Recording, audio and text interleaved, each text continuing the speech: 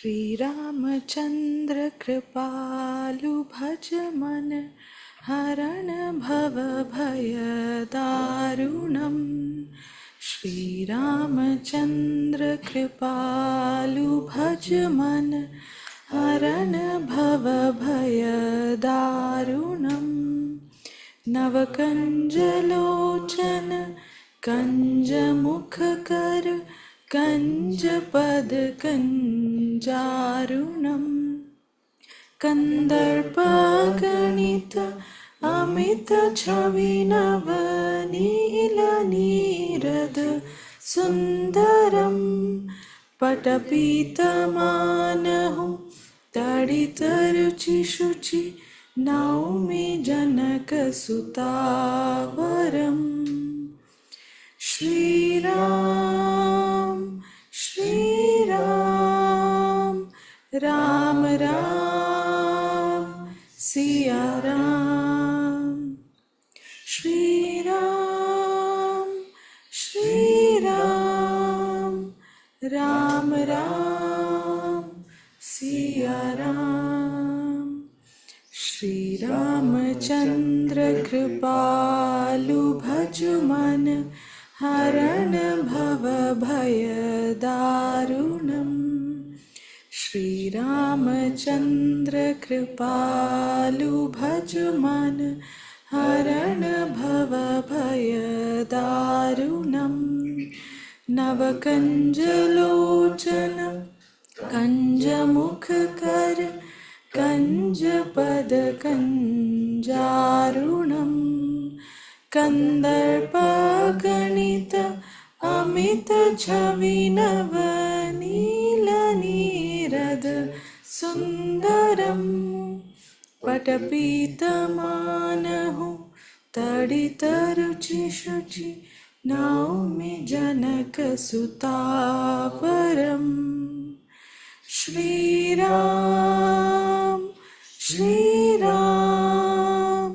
Ram Ram Siya Ram.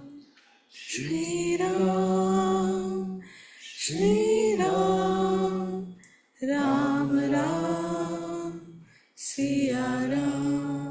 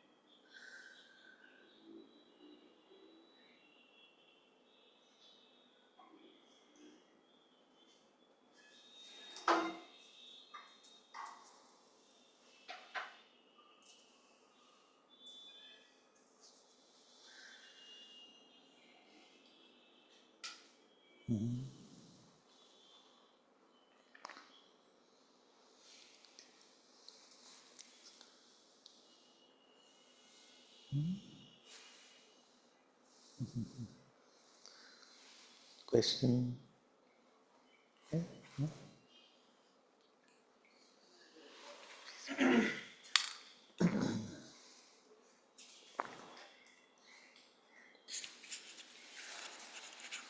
And I feel that I have the checker guy who's beating on me all the Yes. time.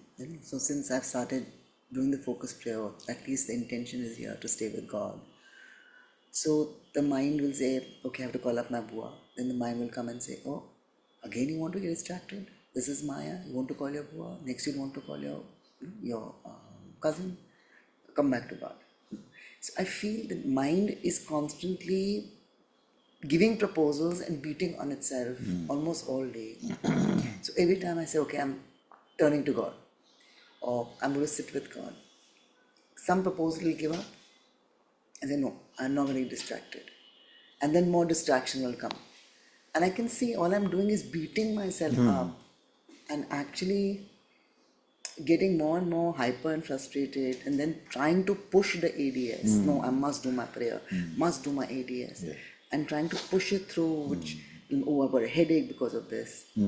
So it's becoming constantly,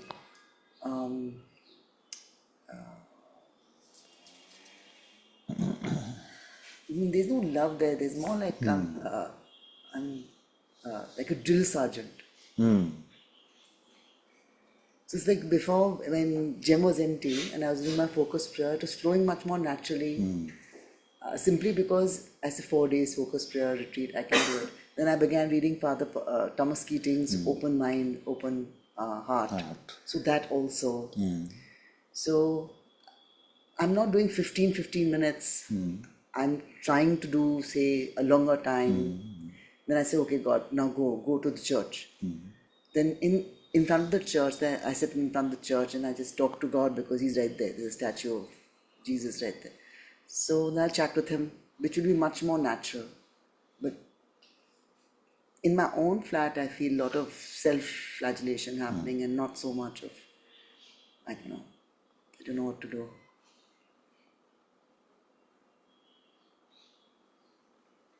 So we identified the checker guy. Huh?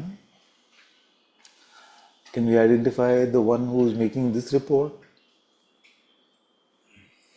No, it's not a job. We're No, I looking know. I together. can looking now.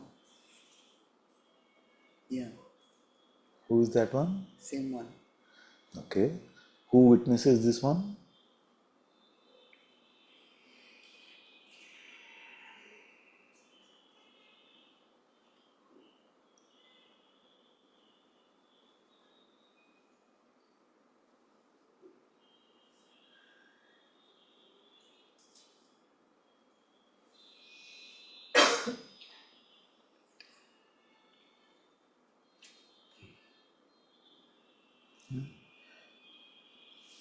Another place. It's another place. It's another place. But who is there?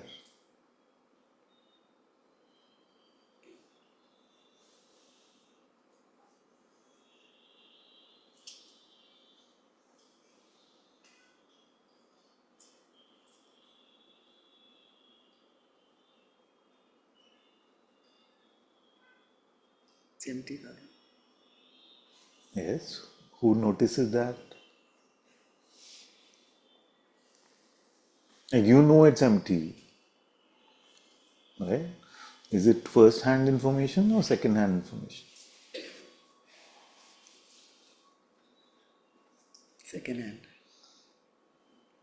Feels second hand.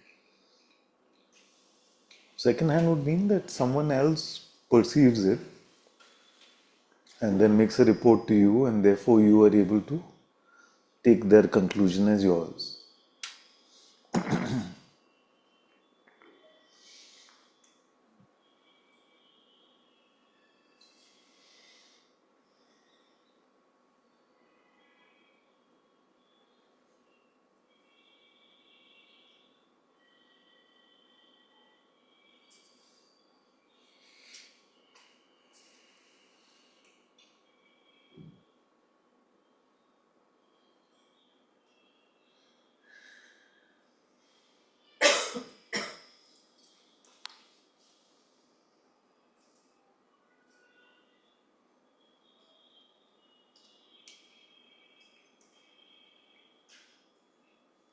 Something is watching, something swirling. There is a swirling, There's a swirling. and you say something is watching that. Yeah. And how does this information come to you?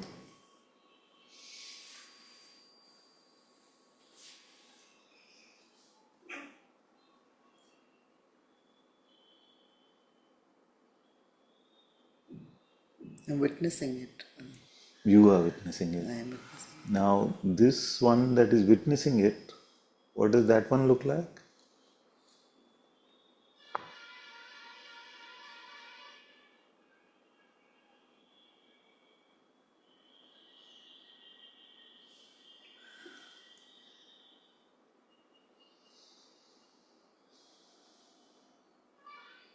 it. Can't say Father.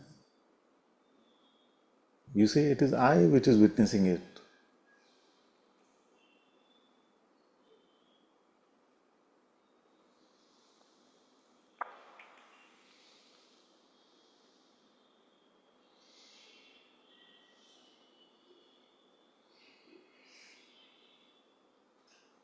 What can be said about that I?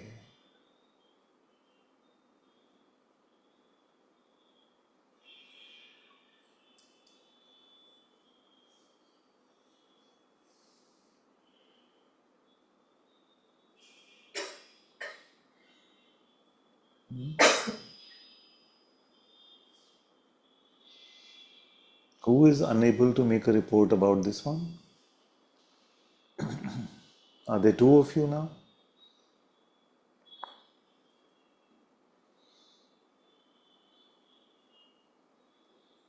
No. Just the witness.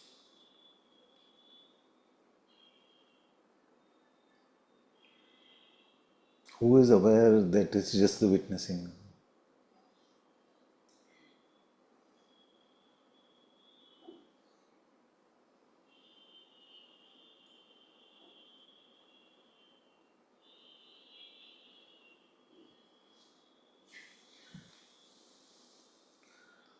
The question is hitting home, or the mind is trying to confuse?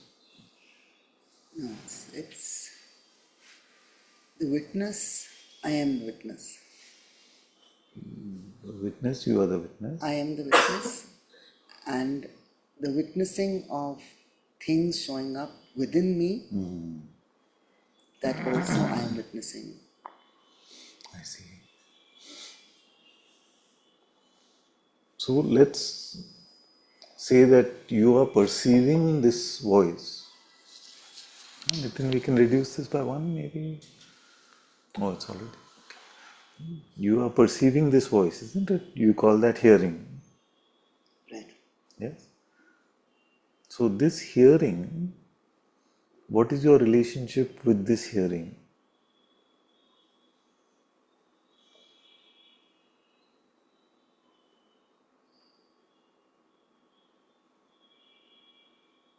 Are you hearing the hearing?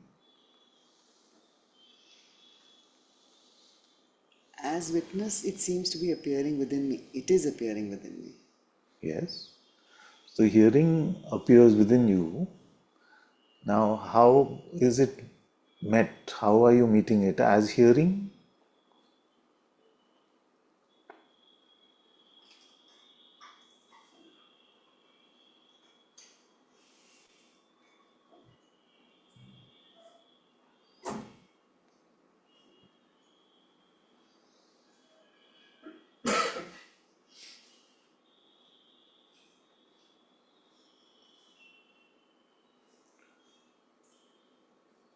If your attention went to an object of sight, then how is that perception called sight met? If you feel some sensations in the body, how are those sensations met?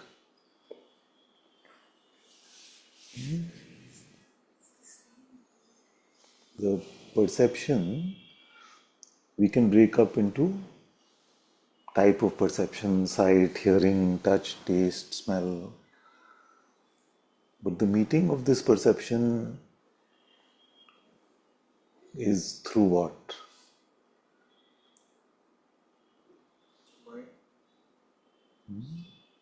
Mind, for now at least, for this conversation, is a bundle of thoughts. So, bundle of thoughts cannot perceive, cannot witness anything.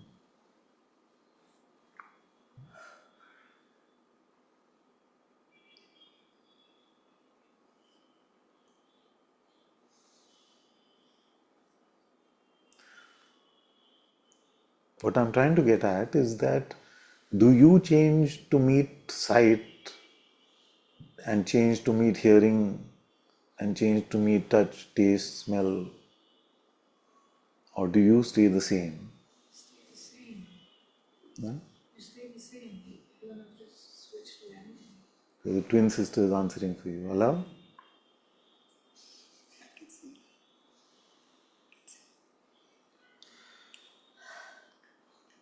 I'm the same. The same witness.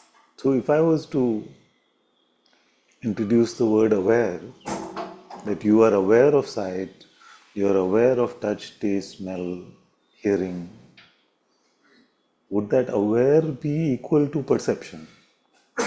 I know this is a bit out of syllabus from how the question, how this last few satsangs have been also. No. So we would say that I am aware of sight, I am aware of hearing, I am aware of touch, taste, smell. So this aware, how is it different from these perceptions that we define or modes of perception that we define?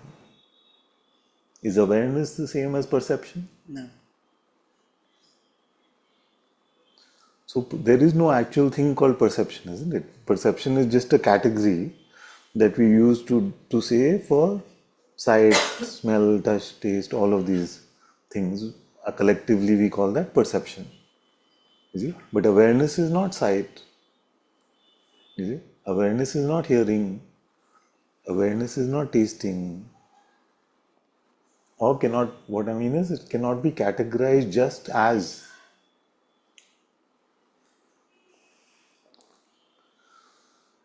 So, if I was to say that you witness all of these perceptions or you are aware of all of these perceptions, does that seem accurate? Yes. So, the you that witnesses every perception, what is its size, shape, color?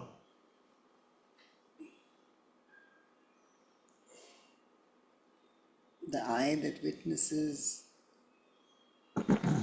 cannot be perceived. How are you reporting about it? Just aware.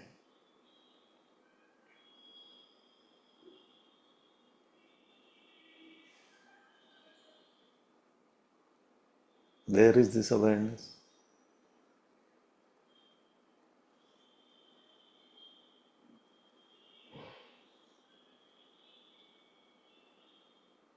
Here.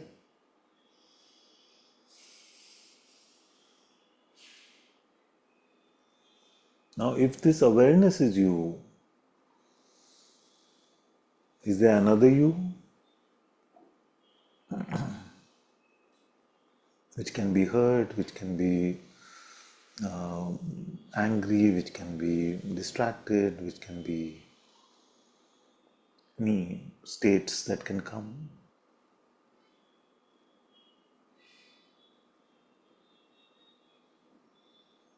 No. There isn't another you. So every story that we have for, let's call it the me, who do they actually belong to?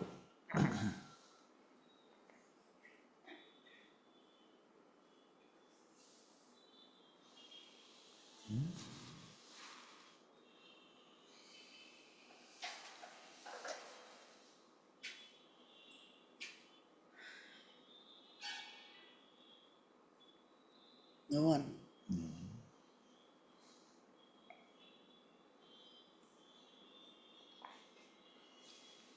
And your mind is a bundle of stories. You see? And when we recognize that these stories belong to no one, then they don't have a place to land.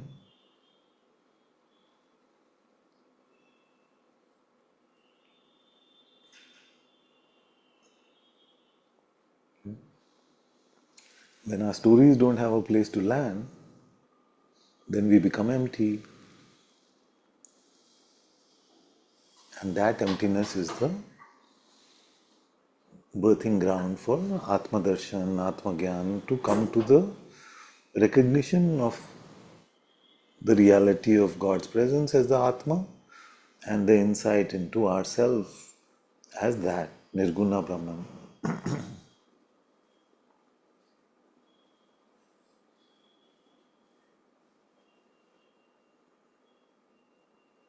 Is it? So right now our answers are on the basis of a negation, that we don't find anyone there.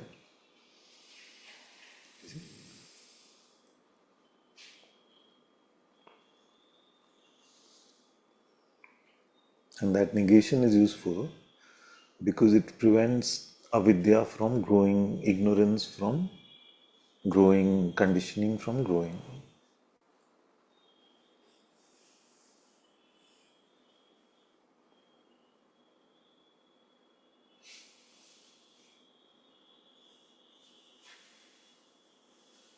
What can happen to you now?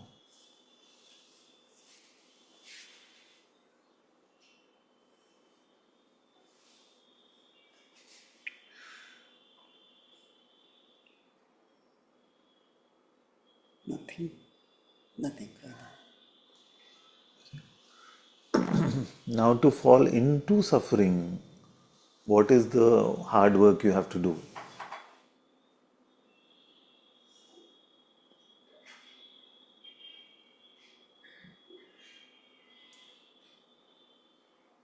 You have to make thoughts important. What do we mean by important? We give them attention. So we give them importance through attention, and then we buy into the truth value of what they are proposing. You see? So if a thought comes and says, "You're not getting this," or "I am not getting this," you see?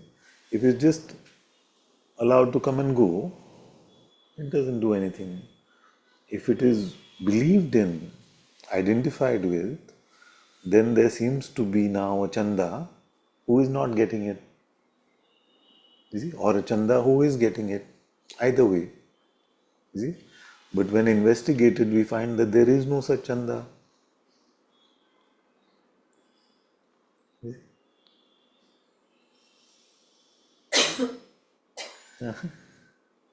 There's awareness. Yeah. There's awareness of things showing up and going away. There's no attachment. There's no person. There's no identity. There is simply the awareness Yeah. of what is showing and what is going. Yeah. Yeah.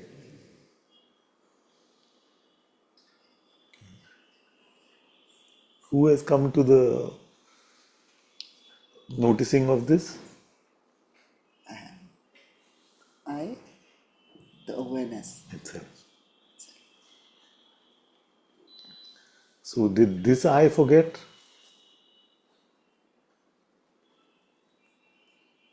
Forget. When it was caught up in the story of the me, then did it forget that it is awareness alone?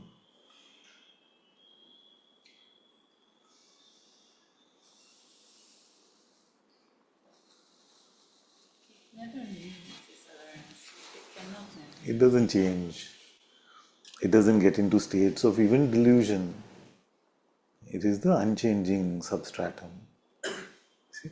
So what is happening in satsang is that our soul, our antakarna, is recognizing its own source in the light of spirit. You see? Because awareness remained unchanging. And also minds can or person can never know it is awareness. This is not It cannot. It's not possible. You see? The mind is only a bundle of thoughts, person saying. and it can only interpret perception. This is not a perception. You see? The negation is a perception. So negation is a perception. I don't find anybody there. So I perceive the absence of a somebody. I perceive an emptiness, a darkness. That is not the emptiness that we speak of, capital E. We see the absence and we call that the emptiness. Like there is no person there. You see, we notice the absence. Like we opened the door to a room and we saw the room was empty. You see? And we saw that there is no person there. There is no Chanda there. There is no Zainab there. So on that negation, we perceive that blankness. We perceive the absence of a person there. The recognition of reality, you see, is not through negation. Negation is a helpful step to make us empty like that. And then when we stay there, when we abide there, then through the eyes of the Atma itself, through the eyes of the Spirit itself, we recognize that which is beyond all perception, like a positive. Then we can make a positive statement that I am that. This is not, the person is not making this, the Atma is making this. Yes, exactly. And that is why it's called Atma Gyan, or it's called intuitive insight. It is not a personal knowledge, it is not a mental knowledge, nor is it a perceptual knowledge.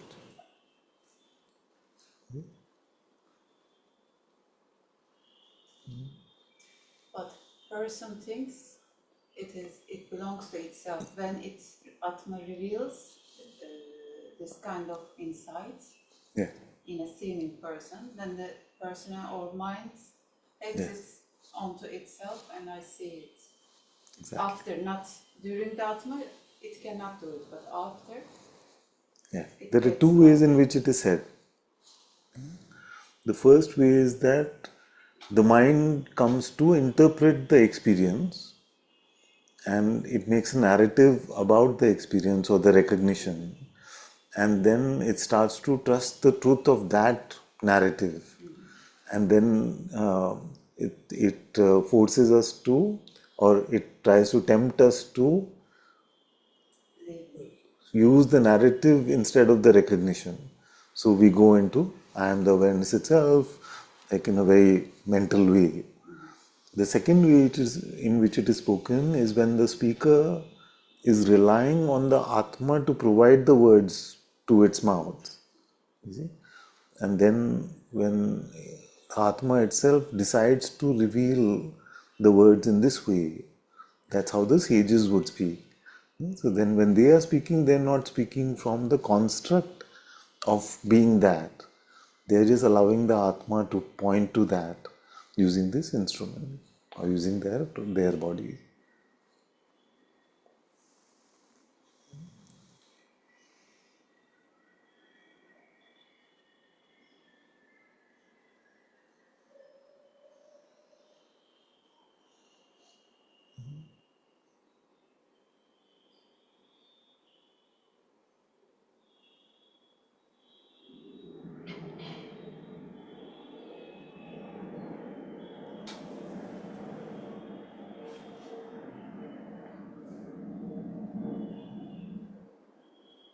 So, Father,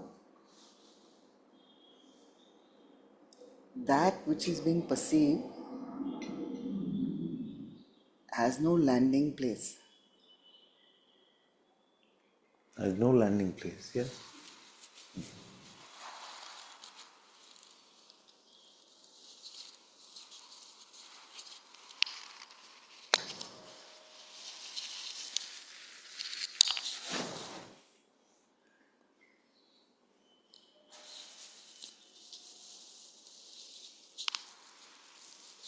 And I, the witness, am fully aware.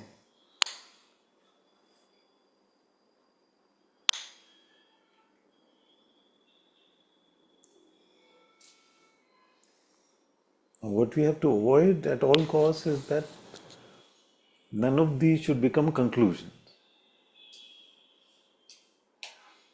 You see? Why? Because it will keep you fresh. Otherwise, what will happen is that if you repeat the conclusion often enough to yourself, you will not rely on the insight anymore. Then like the chai shop ones in Thiru, you will keep saying, I am the awareness, I am the self. You see, but the fragrance won't be there. So I've learned over the years to make sure to allow you to settle into that, resisting the mind's temptation to make it into knowledge. Because it will try to make it conceptual knowledge, it will say, what's happening to me now? What's my report? You see? And then that will pose as self-knowledge. And that's what we're talking about. Then it becomes stale. Then when it becomes stale, then that is very difficult to shake. Because when knowledge about the self, which is that I am that unchanging reality, that pure awareness, then it is impossible even to shake you out of that conceptual knowledge. Because what can one really say? Anything, you must continue to do the inquiry. You'll say, but I am that awareness unchanging. Who must do the inquiry? You do the inquiry.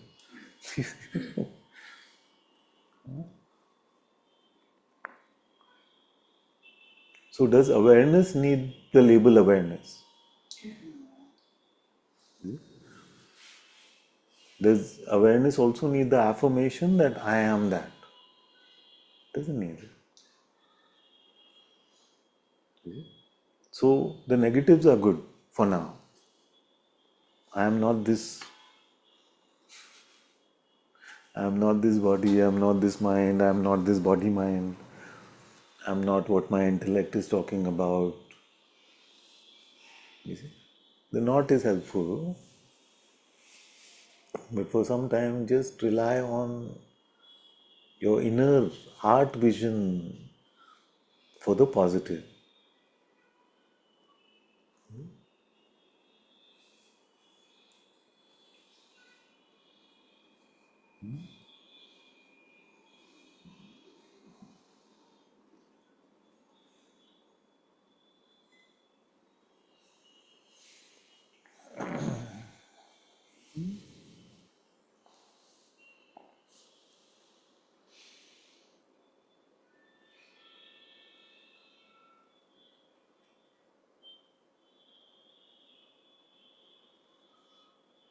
Where did you go? To the same place which we've been talking about.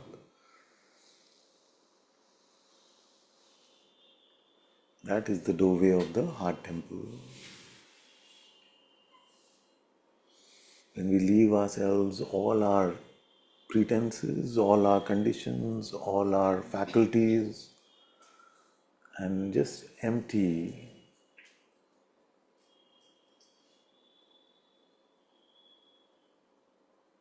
that is the place where insight can flow, where Atma Gyan can flow.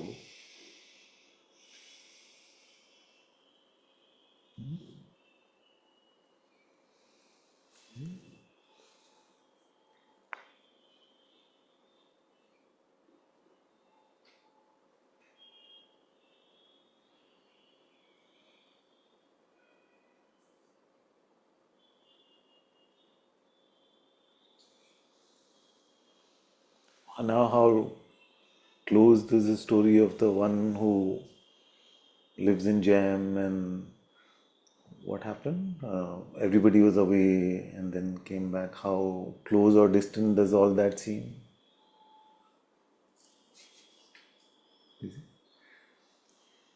As we deepen in this insight, then all these stories start to seem very distant. They're not so, they don't have the juice that they used to.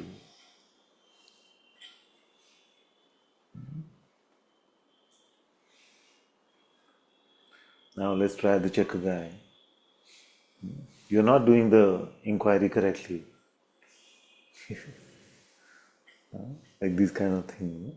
Be careful now, it will use the words of Satsang itself to be the authoritative checker guy in your head.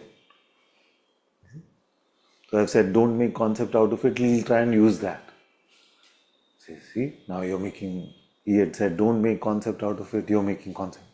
But it will not have the love. You see, it will have the oppression, it will have the authority, but no love. You see, so this discarded. It's discarded. If there is a loving sense you get from your heart, then use that as guidance.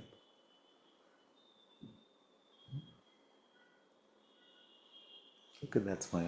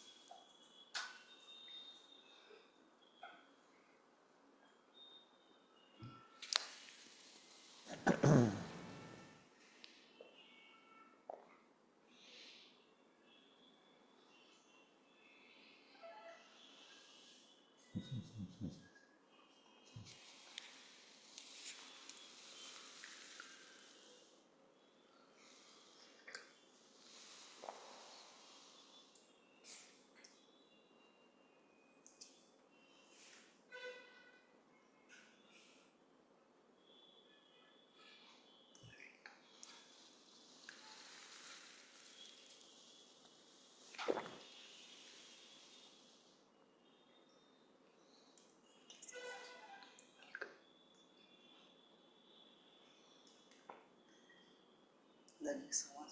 You too.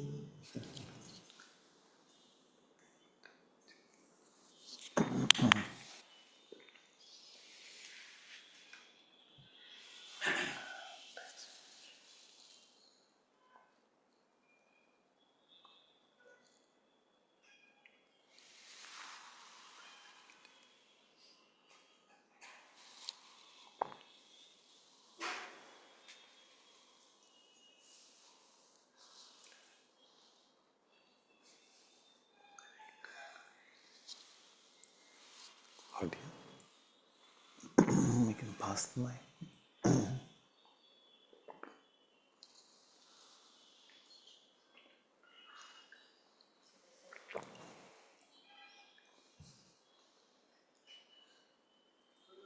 It's off.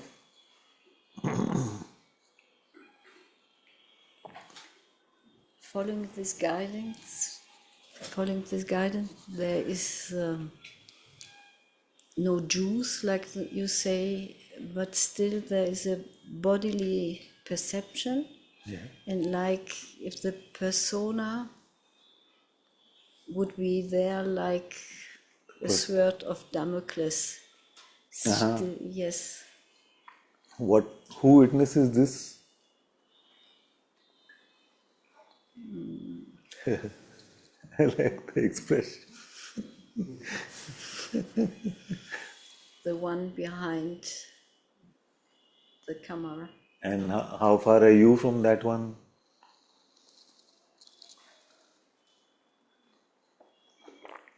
Very far away. Where? Where are you watching the one behind from? More behind? Yes. Ah. So it's still the same. So what is happening to that one who's watching from more behind?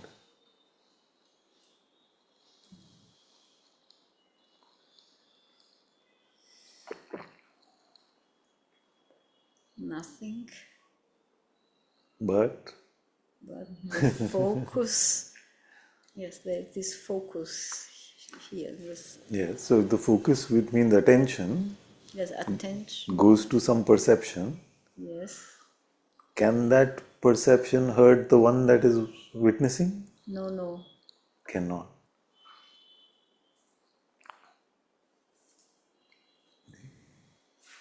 So to get involved with that perception in some way, what do you have to do?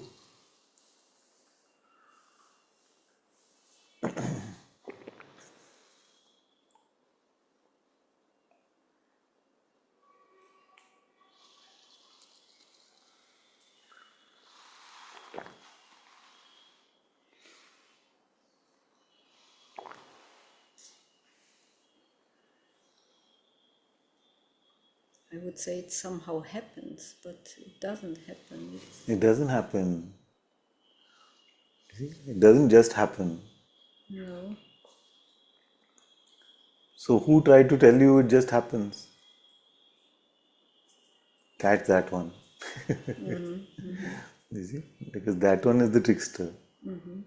See, it's automatic. The image comes and I'm already involved. And there is no image, it's a sensation. The Yes. sensation is there. Yes. So the sensation without a label has no meaning for us.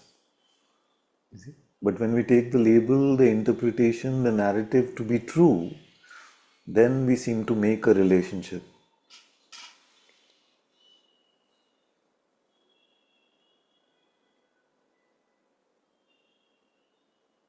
But if I let this go, no attention, then Okay, fear. allow attention to be free. Yes. Don't worry about where attention is going. Just don't buy into any idea.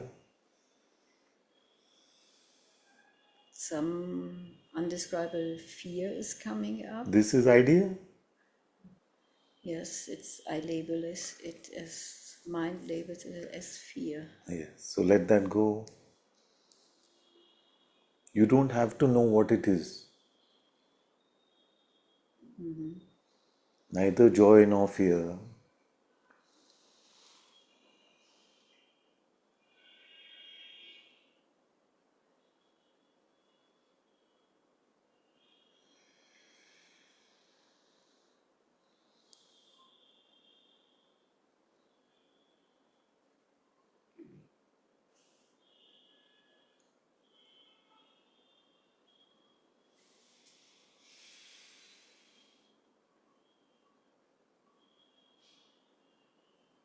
Yes, it's undescribable. Yeah.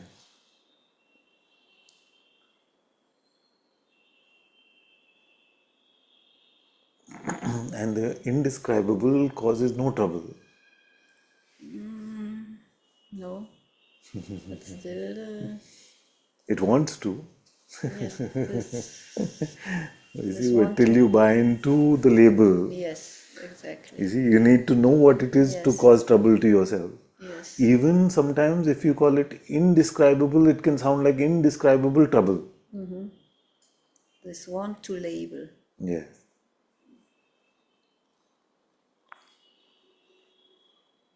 Knowing that not going there, I could only describe with freedom.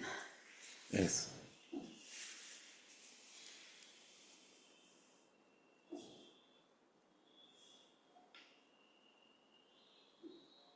So if not going there, let's promise this is last label. So if not going there is freedom, then you have a sense of what going there is, isn't it? Could you repeat, please? You say that I already see that if I don't go there, I am free. Yes. Therefore, we already know that if you go there, what you are? You are bound. Yes. I broke my promise and used one more label.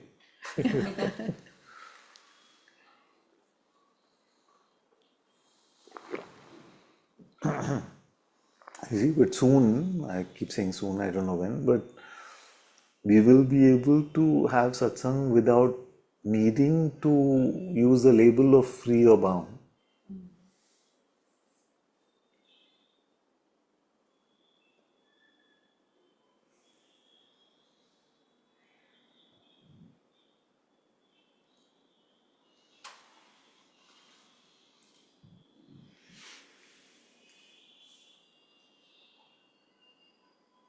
We don't need to be concerned with what is showing up, either with eyes open or with eyes closed.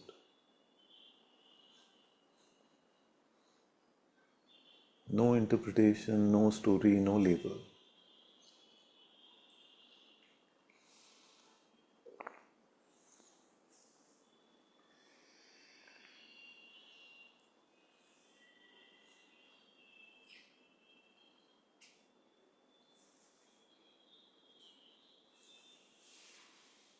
Yes, no, no.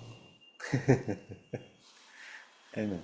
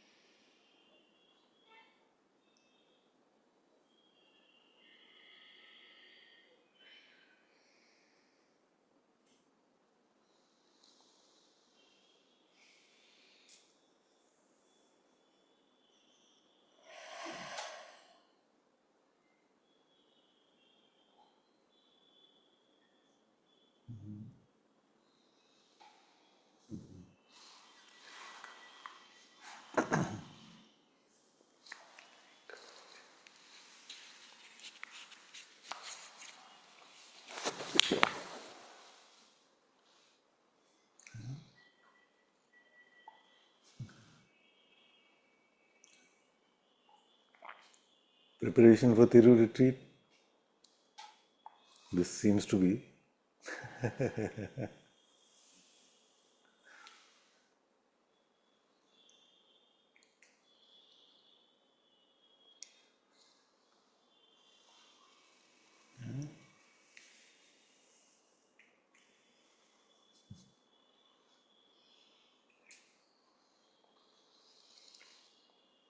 I'm enjoying this today because it came out of nowhere, no? So it took everyone a bit by surprise. So everybody's a bit. You see? But when you keep doing it for years, but who are you? Yeah. What else you got?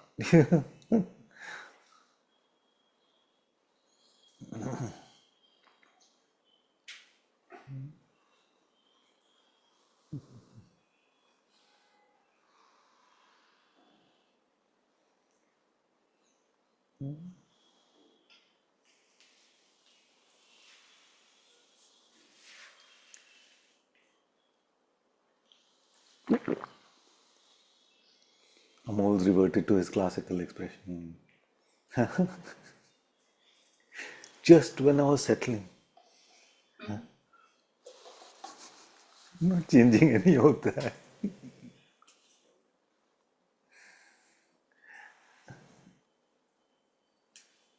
Give him the money. You want? No. It's off.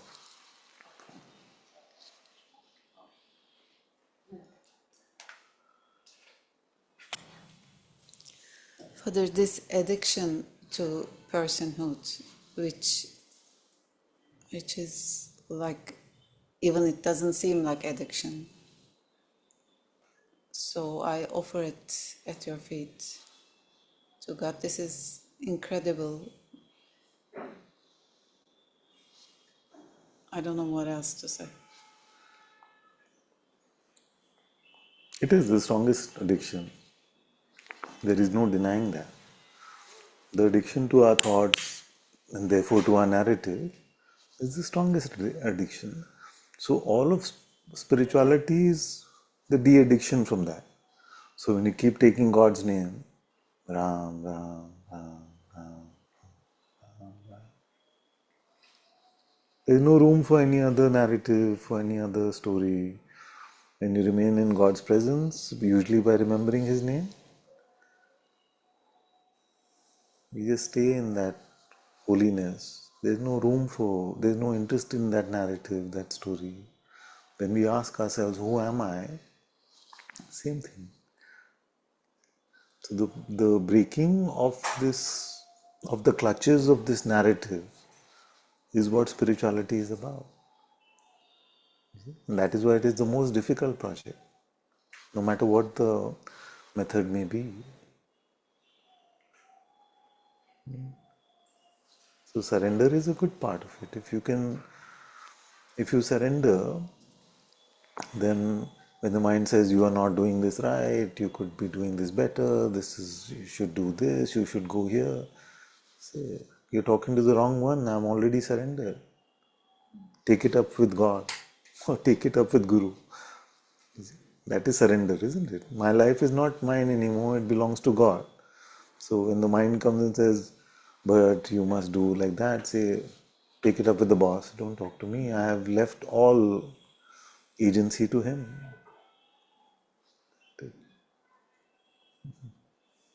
Beautiful.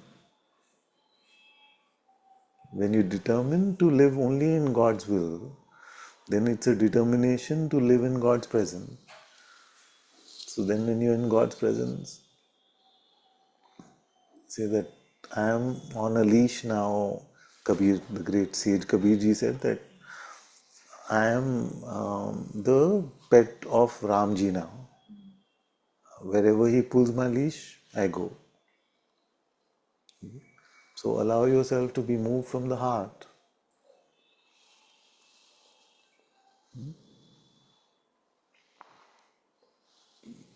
You see? So the medicine of satsang, the medicine of spirituality is for this addiction to personality, to personhood, and therefore to Maya.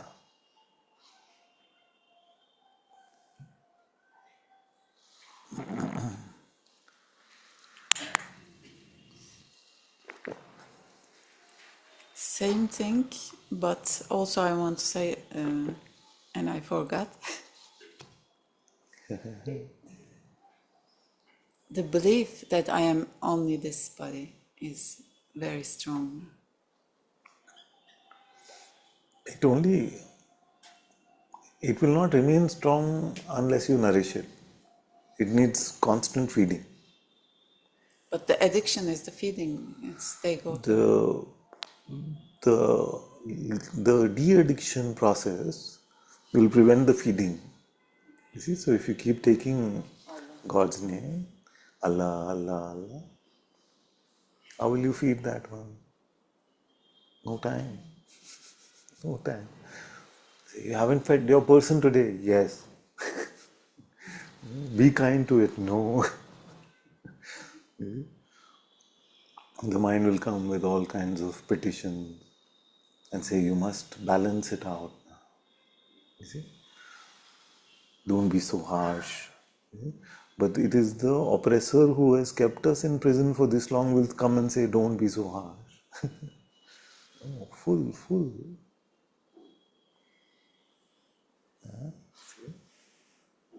I Full say it's. God. Yes, yes. The one who has to take care of everyone and everything is taking care. We don't have to feed the person anymore.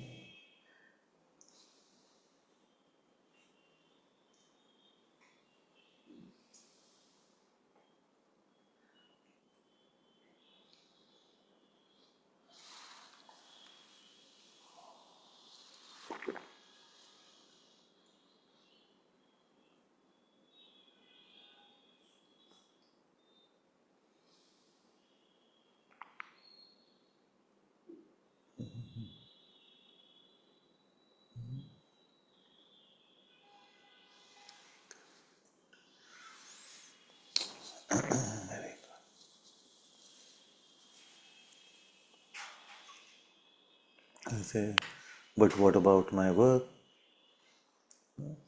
Don't feed it.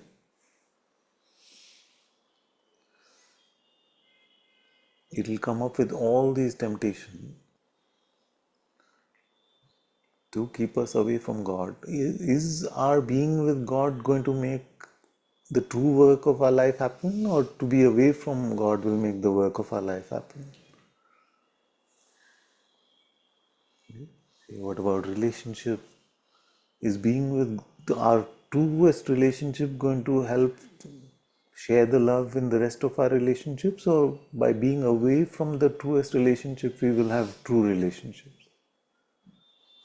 So the mind's ideologies, philosophy is all upside down. Yeah. We'll come to Amol. Okay, go to Amol first. I want to see what that expression is about.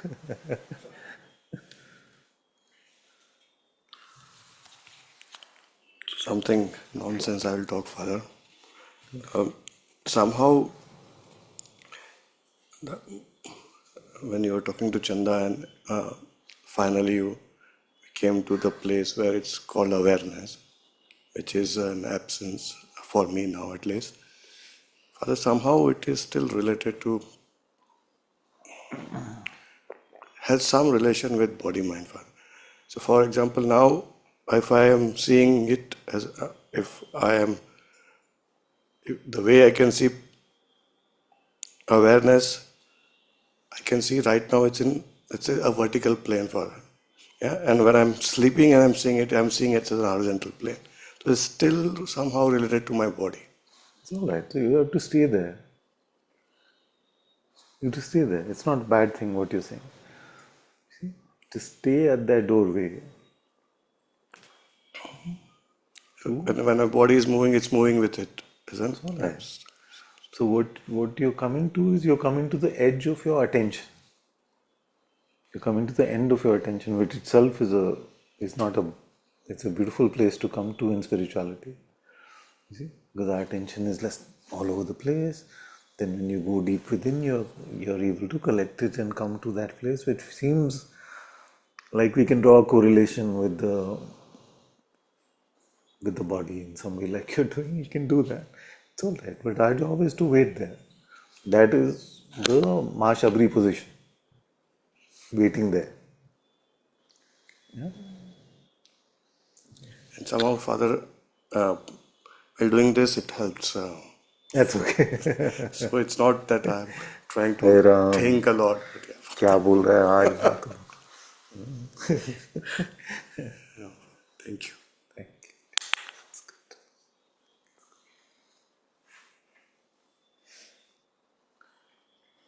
Father, you said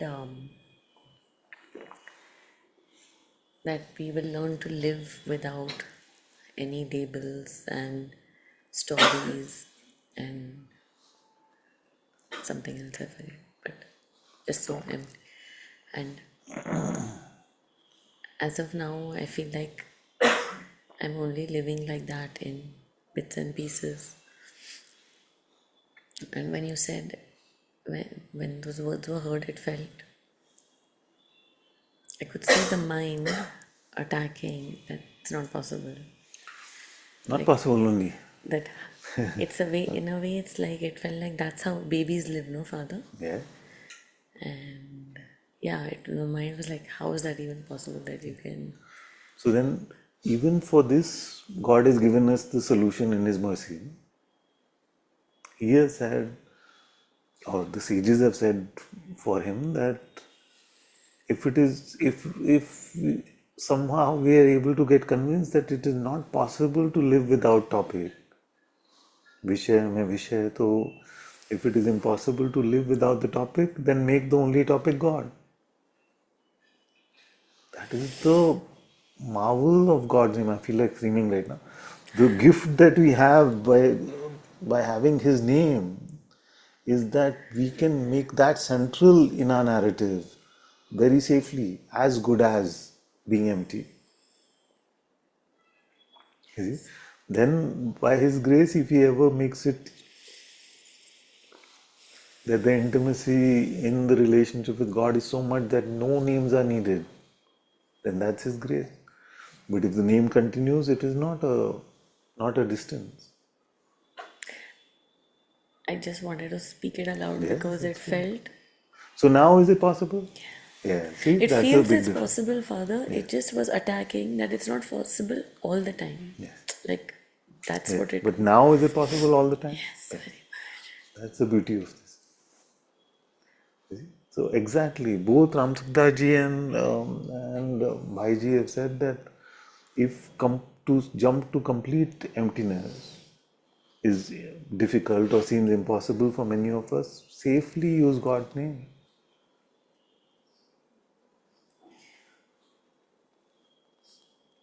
So good.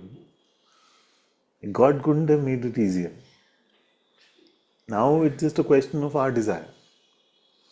Now it's just a question of, but I want, but I also want.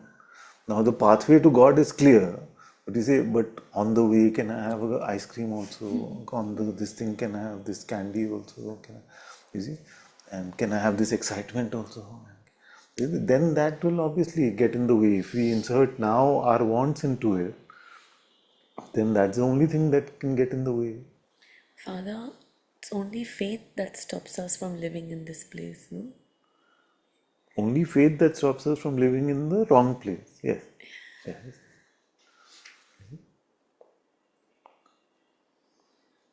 Because faith is Lack of faith prevents us from living in the right place. Same thing. lack of faith. Yeah, same, just told that. Yes. And to exercise my intellect a bit. Because I was just looking at why am I, everything that comes out of my mouth, why isn't it from this place? And I was just looking, it's just the lack of faith that I Yes, don't because fully speak. faith makes the real real and the unreal unreal. Lack of faith makes the unreal real and the real unreal. It also causes that rush, no, Father, to Yes. operate from another That's one of the place. top tactics. I have to rush, I have no time to check who I am, to take God's name. I have no time because this is important. Tuck, tuck, tuck, tuck, tuck. I'm talking about myself. Even to speak, Father, even Yeah. to respond to somebody. Yeah. We would rather make a hash of it ourselves than give that 2 extra minutes to wait for God. You're talking about speaking to someone. You'd rather make a mess ourselves, at least I did it, than wait for God to move us. That's lack of faith, no, Yeah. Father. Or like too much confidence in the wrong self. See? Like any confidence in the wrong self is too much confidence in the wrong self. So, Father, we can live like babies. There's this point I emphasize before we go there, that any confidence in the false self is too much confidence in the false self. No? How Even much after. confidence to have in the person sitting here? Can't have any confidence in this person. No? Because there is nobody there. Exactly. It's the same as if you take one leaf, then the whole tree comes in a way, no, Father? Yes. So when you grab one idea about this person, you say, but the finger is there, I can hold the finger of this person. Then we are giving value to his whole entityness. Father, we can live a life like a baby, Father, so empty we can. But the baby, as long as we're not trying to live a life like a baby, in the sense that the baby is not trying to live a baby life, it is living a baby life. The minute it becomes a strategy, then it becomes convoluted. Then we fall into I am a spontaneous liver type idea, this kind of thing. Yes, good.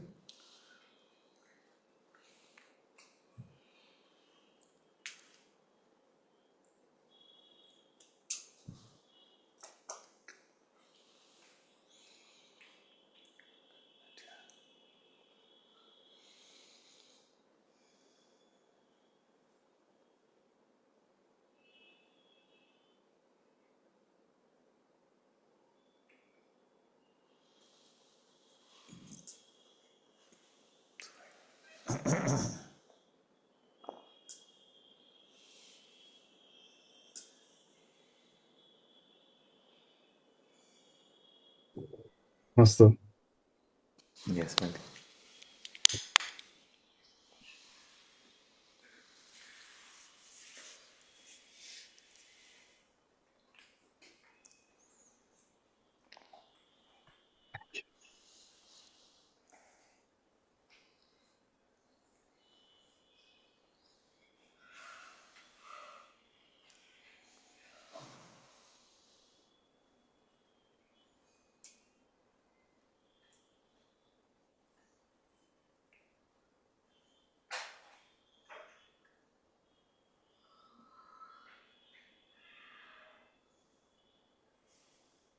So I'm noticing that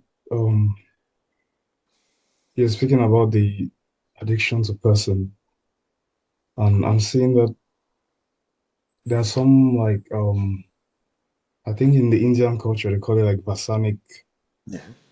energies or something like that.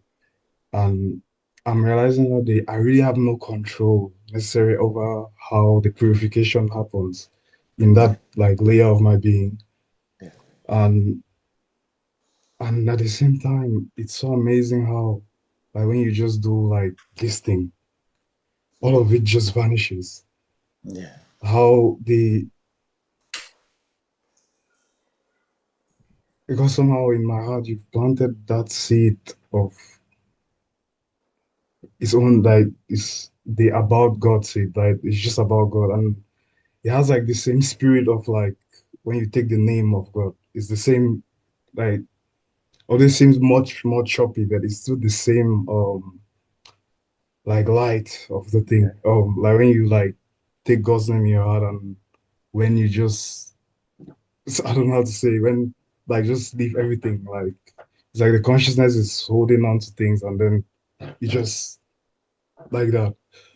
And then I'm seeing how there's like two aspects of like the sense of deepening and making mistakes, learning from them, repenting to God, and this kind of thing.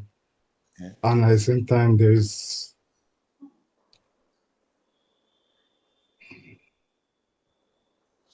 something else that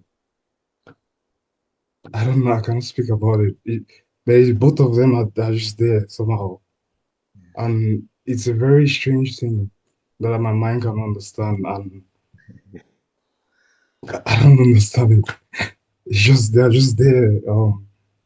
There's like a realm like of having a sense of communicating with God and like learning from different cultures. Like when I hear like the name of Ram, he has like there's a spirit of it is there, or like being able to all of that is there, and the sense of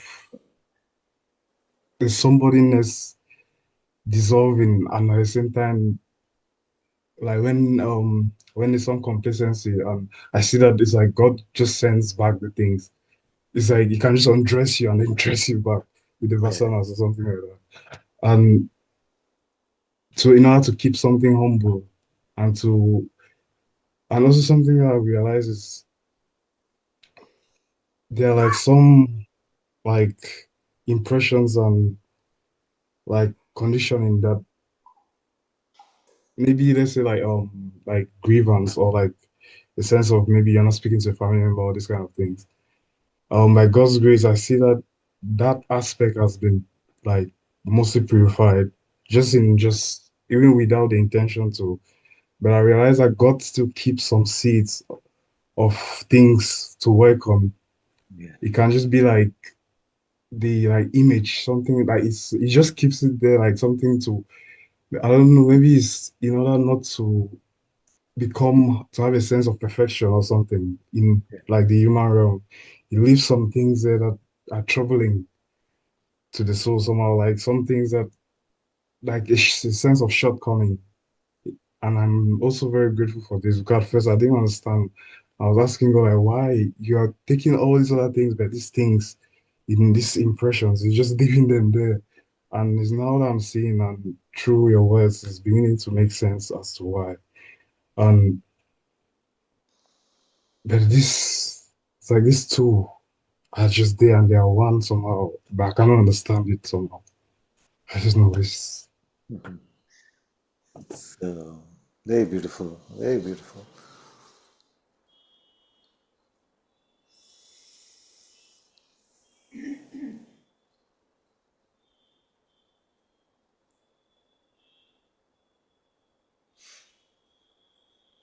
Maya can afflict us only as much as God gives it permission to.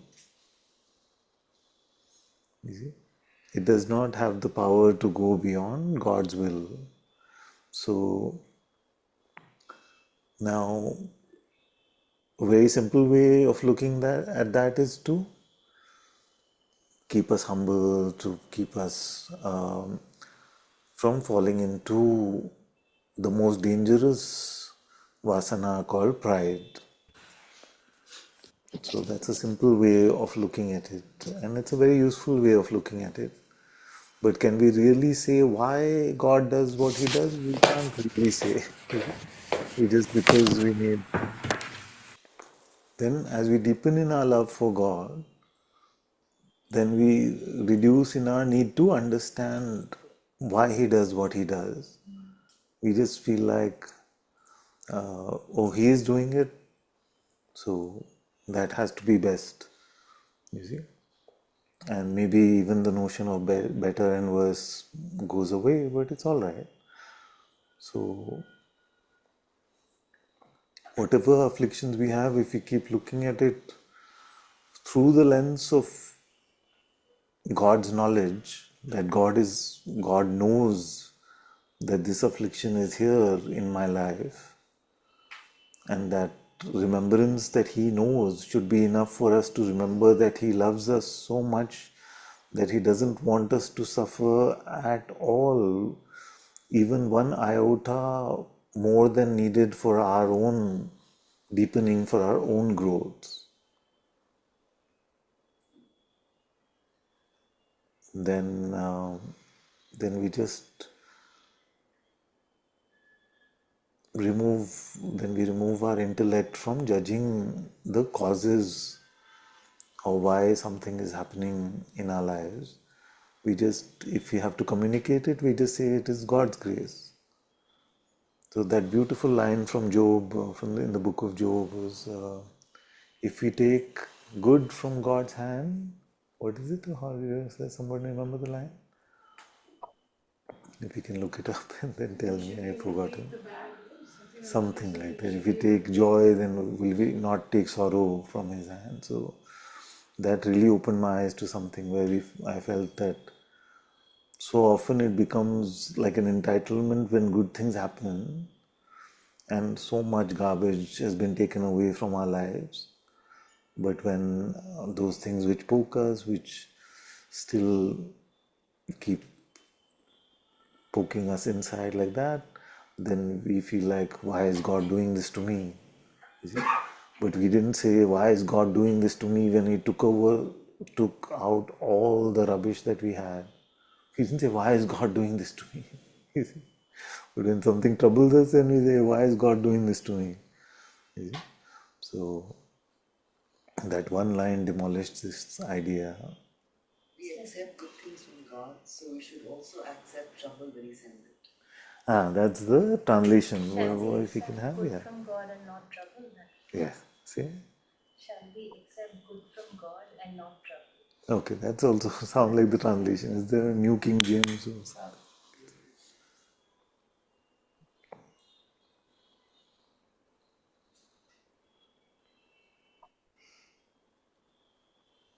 Adversity.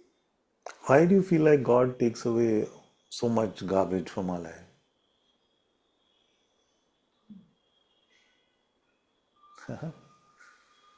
Like we have an answer for why He makes us, why He brings us these things which poke us, which trouble us. We say it is to keep us humble. You see? Now, if that is 0.00001% of the trouble we could have actually gotten into if it was left to the me, then why has He helped us with that 99.9999999%? Why?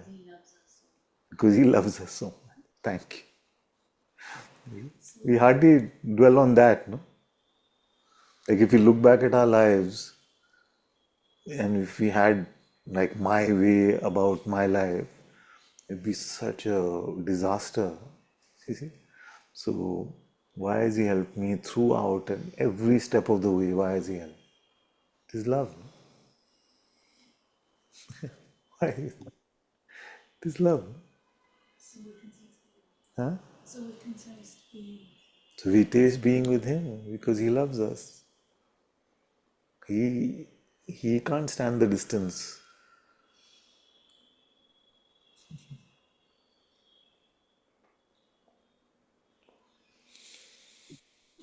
Manasa. Yes. I also saw like the like today we were doing like a presentation. I had to do like some sort of presentation, and I was seeing like the sense of the witness is there, but it's like there's something that is like a fight in me somehow. A Yes. subtle sort of thing where it's like something like it's like I don't know how to say it. Like it's like the shape taking is so compelling. It's so like it's it's just somehow there somehow. Like there's it's just an aspect of the consciousness of it. It just happens in there. But one thing that I'm grateful is that you showed me is that, and I've also seen it, is that God actually responds to your intention and will. And that's something that is very powerful because the spirit, you get supported somehow as long as your intention is to stay in the true place. The spirit somehow backs. It doesn't back like in an arrogant way, but it Yes. Yes. it somehow backs and strengthens it. That's what I've seen. And I'm Absolutely. very grateful. No, I would say not just backs us up, the spirit lifts us up. It is the spirit itself which does all of it. When we align ourselves with God's will, that means have the right intention, then all His power flows through.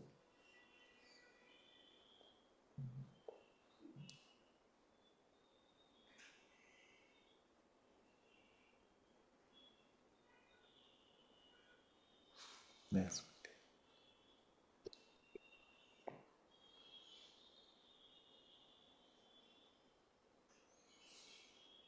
And you're absolutely right that the witness is untouched. But in this play, it can seem like a full-on battle. You see? And if you're not recognizing the fight between Maya and Atma, you see, then we have somewhere normalized the absence of God in our lives. We have probably, and let me not be that conclusive, we have probably normalized the absence of God in our lives if it seems like there is no fight going on. Yeah? Yeah? Like if you don't see the struggle to be empty, the struggle to not fall into temptation from the mind, not fall into selfishness and pride, you see. And so then my humble request would be that try to deepen the attempt to live constantly in God's presence and constantly in God's name. You see? That's the It's frustration. the Mahabharata in every, like, is the whole, like when King David is talking about the enemies, or when Arjuna is talking about the enemies, he's talking about attachment, he's talking about fear, he's talking about pride, all of these things. And the greatest sages in India have fallen for one temptation or the other in their life. You see? Like, what's the famous stories of Vishwamitra and Parshuramji and Naradji himself over and over. In the greatest one, closest to God, Lakshmanji falling for pride, all of this. Why? Those are saved there as cautionary tales for us to learn from. Not for us to say, oh, see, even they were like, us to spot that in ourselves, you see, and to say that everyone, no matter how spiritually accomplished, except God Himself, you see, can fall into the trap of Maya. That's why Ramji is called Maya Rahit. No, we cannot say for a sage that they are Maya Rahit, because Maya has attacked many sages and they have fallen for it. So that also keeps us humble.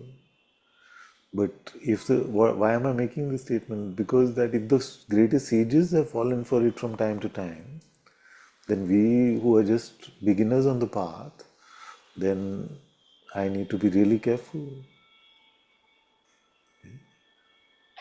So that's the thing, no? That because of the force of Maya, that which is most original, most natural for us seems like a fight. Is it? She's still recovering from the wedding. You know, it's takes. Today they switched position. You see. Hello, Father. Hello, my dear. Yeah, it's so true. The struggle is real. Yeah.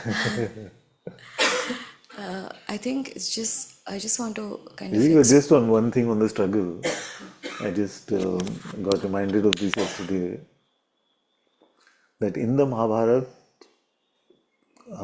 Krishna did some Leela of his, and he basically gave the option to Duryodhana, isn't it? Saying that you pick, you want me or you want my armies. And if Krishna's armies were many, many, like millions. So Duryodhana said, what a silly question you asked. Obviously, I'll pick the armies. So Duryodhana actually fought with Krishna's army, and Arjuna and the Pandavas fought with Krishna. So we have to remember that if the entire world seems to be fighting for Maya, we have to remember who's on our side. Yeah? So the armies of this entire phenomenal universe may seem to be pulling us into our personhood, into our attachments, into our fear, into our pride. But if we keep remembering who's with us, who's our charioteer, who lives in our heart, then actually we have nothing ever to worry about, nothing to fear. Huh? Narayani Sena. Lord Narayan Sena himself. But then Arjuna had two things. So he had Krishna, which was enough, of course, but he also had Lord Hanumanji on his flag. So if you have Hanumanji on your flag and Krishna by your side, what you have to wear?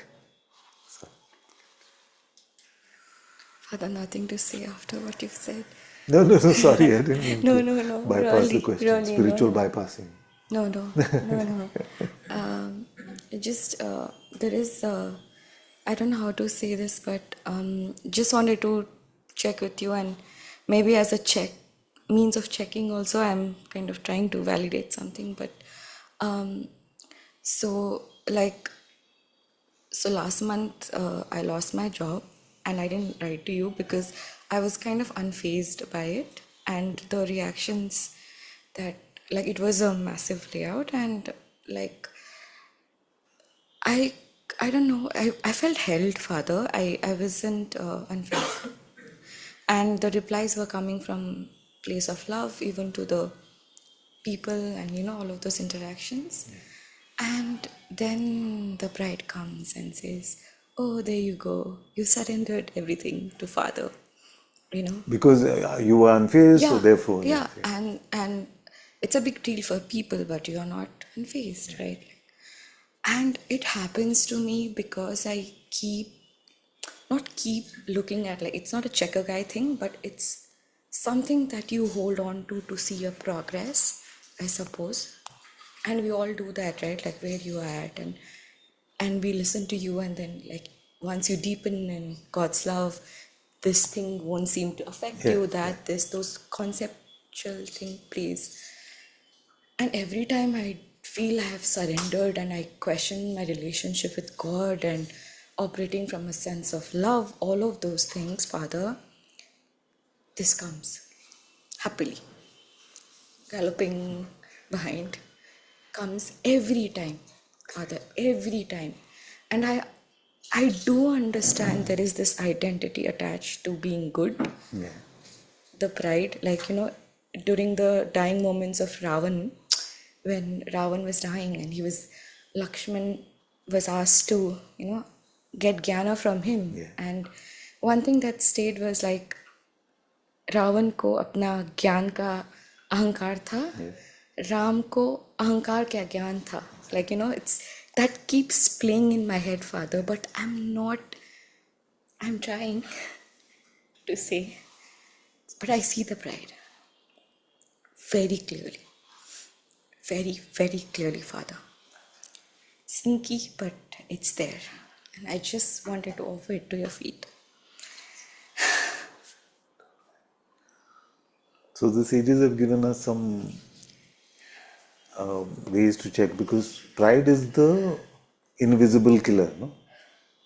Like, if the enemies of the evil have all these shapeshifters and all these temptations, all kinds of things, then pride is the one to be careful of, because it comes invisibly, you see, and then invisibly it comes and settles inside us as if it is me, isn't it?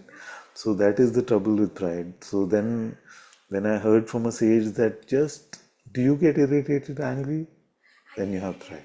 You see? So then when I heard that, I said, okay, I have pride which is still left, and if it was left to my mind, it would have said, oh, you are super enlightened or something like that, and you have no pride left. So thank God for showing me, you see, because I can fool myself, I can fool maybe others also, but I can't fool God. So I want to lead a true life. So to notice, so that indicator was very helpful. Then to be able to notice, like, if we are not faced in life situations, we can thank God more. But that's not a benchmark of our spirituality. Huh?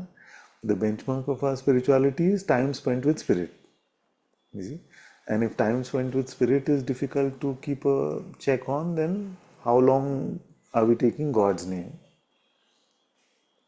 How long are we taking God's name? And many times what may happen is that we may feel that I can just be with spirit organically, I can just be empty to myself, empty of myself, and therefore I'm just naturally in the presence of spirit. You see? So for those, they have to try for a day or a week to just take God's name constantly. Yeah? Because if you can do it organically, then to do it with God's name is the super simplest thing. Father, that Yeah. also quite counts. That's what. Because I keep doing it. 13,000 पहुंच गया आज तो मैंने तीर मार ली, you know. I'm just like saying 13,000 लिखे जपा हो गया. No, Japam. Liquid Japam, I wish. Maybe Liquid Japam could slow me down. Maybe. I don't know. You've been doing a bit, you Yeah. said. Yeah. I mean, it was conditioning, so obviously parents were doing so. Very good. Continued. Some good things can also come Yeah, from it. absolutely, no doubt there. But yeah.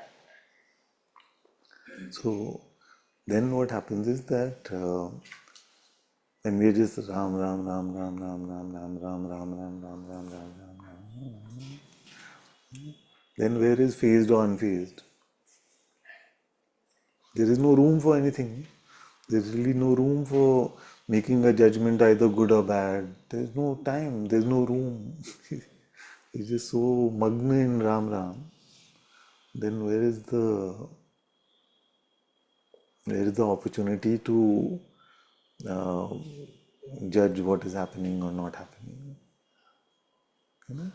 So we become like that. Either I am praying.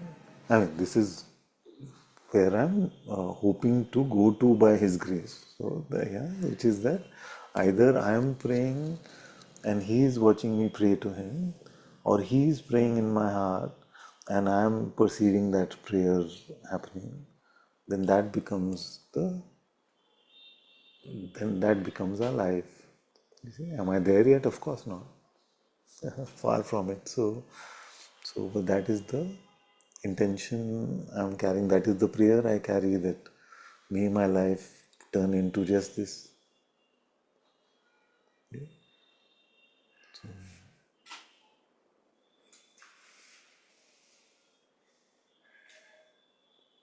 Then it seems like I'm initiating, I'm taking the initiative, and he's watching, gazing lovingly at this child taking the initiative. And then when he says, okay, now you rest, I will myself as the Atma pray in your heart, and then all I am available to do is enjoy that. Now strange thing is that I spent 50 years of my life uh, just not enjoying that prayer.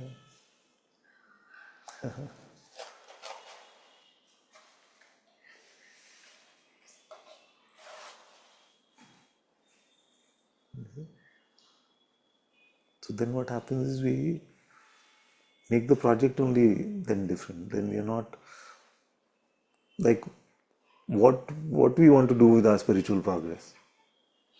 कोई certificate नहीं देगा कभी. People will only put us down. So you see, it in a way probably is a good thing to keep our pride in check. So what we want to progress spiritually for? Just to be at his feet, just to be in his presence. That we can do now. The one who starts can do it now. The one who's doing it for 50 years can do it now. You see? So God is a great leveler.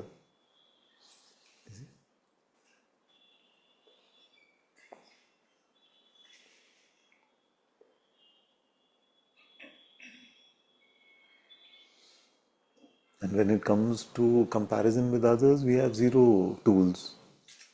How to compare? Can we? That one's own mind cannot make a report about their heart situation. How we will dive in and see what is their heart situation, how much they love God. You see, because the minute we come to His door in our heart, the mind has no entry over there. Perception have no entry over there. So the two means of gauging that we have, which is perception and conceptualization, both don't work for ourselves only, isn't it? So if they don't work for ourselves only, then how to judge another's?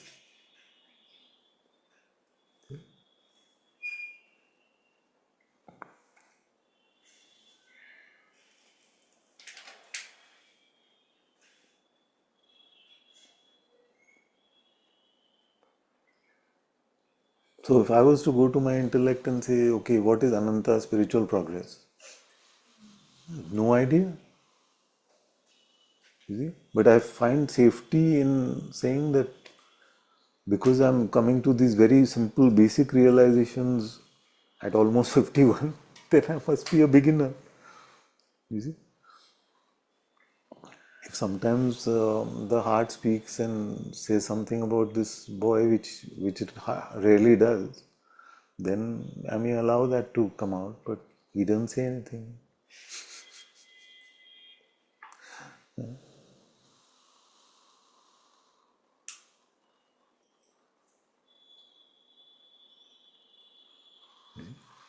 So let spirit itself be the judge of spiritual progress. You see? We can't go English class, get the marks from the math teacher. Possible. The mind is saying, you're doing really well, but you went to the hearts class. Then why is the mind saying you're doing really well? This is the absurdity of spiritual life.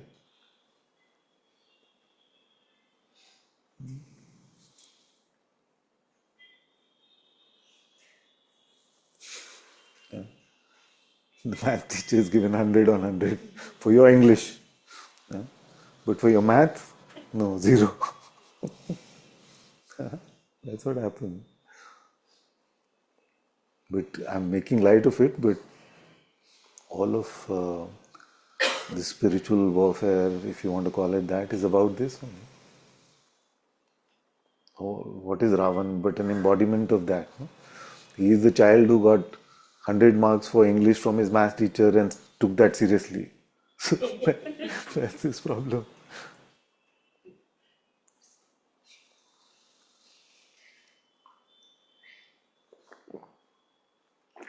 See how much trouble he created just with that.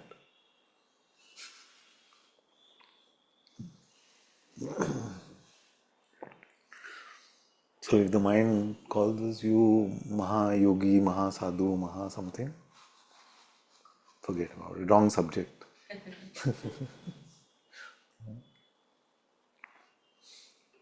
If you want to check, are you still getting angry, irritated? Then don't say I'm Durvasa and I'm Parsuram.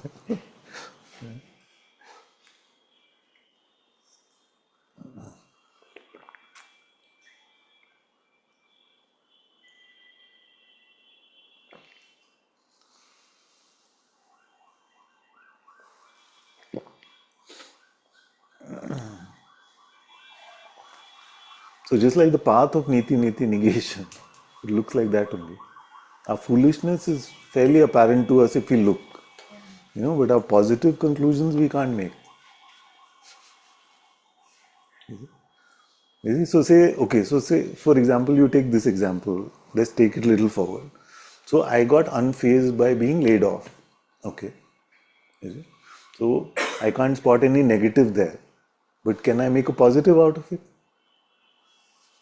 No. That's what we can attempt to do, but we can't. No, only spirit can make the positive out of it. I can't make a positive conclusion based on that. I may feel grateful, saying great, I'm so grateful, anger didn't come. I'm so grateful, I'm not resenting those who fired me. We may say that. So we may be able to spot the absence of resentment, the absence of pride. But can we really say that, oh, I'm so spiritually evolved? Not possible. No? What is the basis? Where do we find that? You see, we don't see our antakarna glowing with the light of spirit to be able to say now 99% done at this point. That's invisible to our mind intellect and to our perception. Yeah? So only Atma itself can give us the report, and it won't, because it knows how we are. Yeah?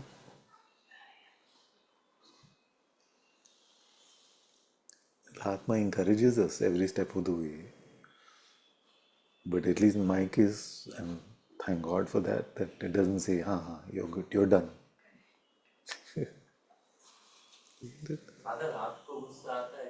No. That's why I say there's still pride here.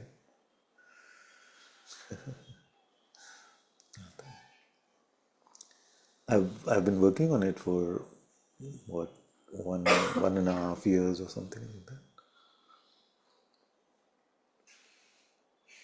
The key is to spot it at irritation. If you spot it at irritation, you can stop it at irritation. If you feel like, oh, yes, it's right only. If you keep justifying your irritation, soon it's anger. That's why it's a sankalpa.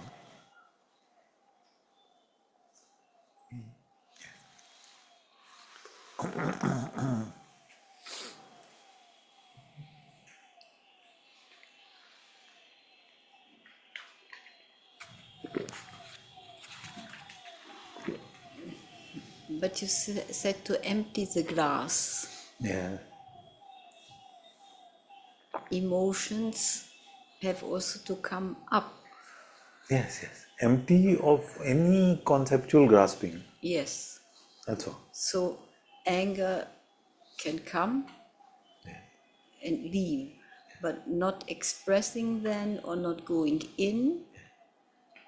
If anger is coming organically without any thoughts of righteousness, Yes. it's fine.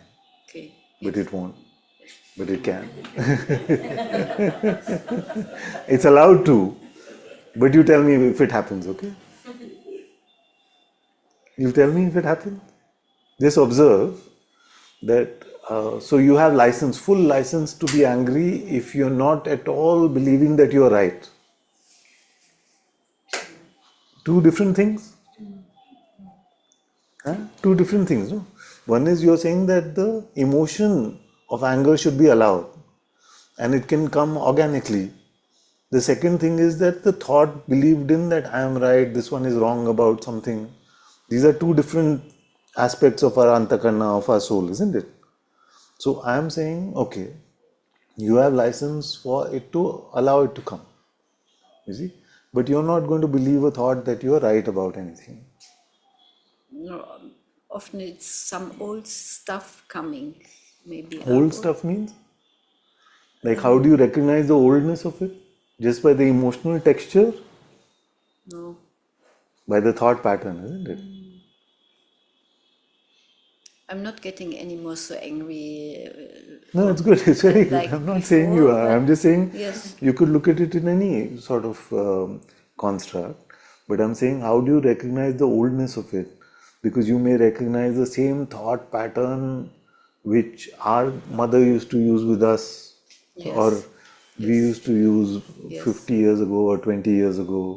The same patterns repeating and us buying into them. That is how we recognize the oldness of them. Uh, so what I'm saying is that you're right, that sometimes a lot of repressed things are there and they can be allowed to release, but 99.9% of the time we use that as an excuse to Yes. to convey to others that we are right. You see? So I'm saying that allow everything to come, but not with any belief, not anchored in any belief system. Yes. You see? So when you get angry without thinking that you were right, then you can make a report about it. You see what I mean? Yes. Yes. Yeah. So what you may notice is that it, you see, it's, But saying now maybe yes, I see that it is like that coming more and more.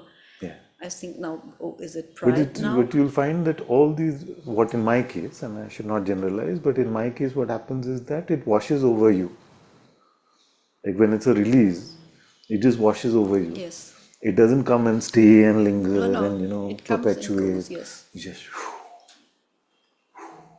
Often even not in the mind, but in the yes, that's what I bodily mean. reaction, That's like what I mean. sweating and Yeah. oh, yes. Yeah, that's what I mean. It just washes over Yes. us from inside. It touches everything for a moment. Okay? So that natural process can be allowed, and that is safe because before you can even, it's gone. It's gone. Like that, you see? But when we say, "But you're so wrong. I'm so right. You shouldn't have done this. You shouldn't," then that doesn't wash over us. It comes and becomes like that. You see, like that, and that is the stupidest place. I mean, that is the stupidest place. I even heard MS Dhoni talk about it, like a sports person talk about it. He said, "Have you ever heard anyone speak sensibly when they're really angry?" And no, you don't do it. Yeah? Anger is one sheer foolishness. We speak the most foolish things. So the first thing I've started asking people when they sometimes say, "Okay, help us resolve something," I said, did what somebody says, "But she said that to me," or "he said that to me." I say, was it said in anger or was it said normally? You see, there's a big difference between those two. Because in anger we can say all kinds of nonsense, utter stupidity. Isn't it? पर father कभी extremity पे anger आता है जैसे like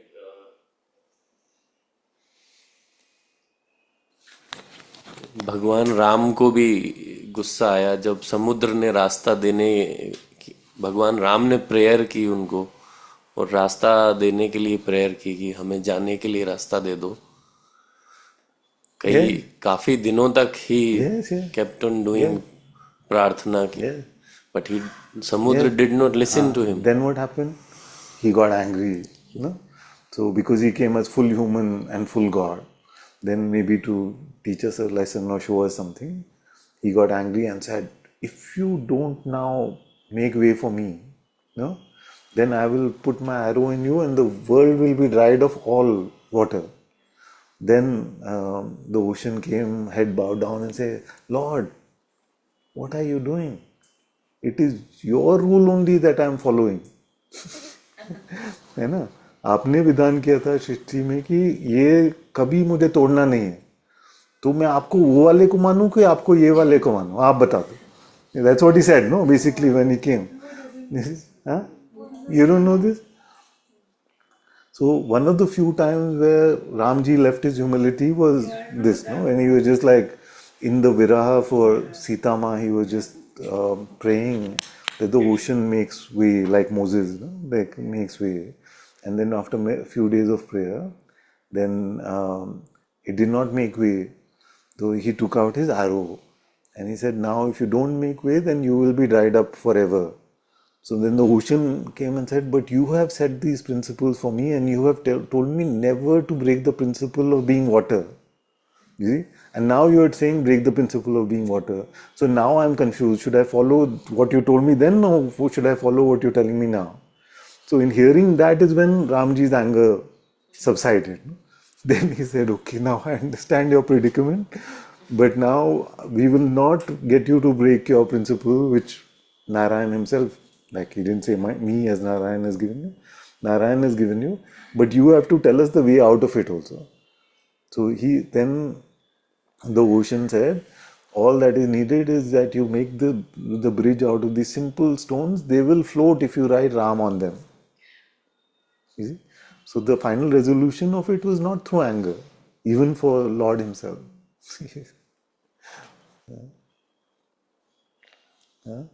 And we are not Ram. So we don't have the license. Huh? Ocean would not have shown up. You see? So he had to play that Leela somehow. I don't know why.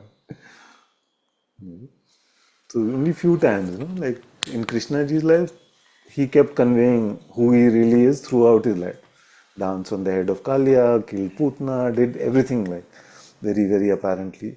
Ramji did everything humbly, like when Ahilya, with Kevat, with everyone, he was always super humble. The only few instances that I remember him saying something like big like that was when that squirrel helped him and he petted that squirrel with love. Then he said that my handprints will always be on the squirrel. So the lines on the squirrel, that's why people say, yeah, Ramji's handprint. So he told everyone, my handprints will always be on the squirrel, which was a bit uncharacteristic of him to reveal himself in that way.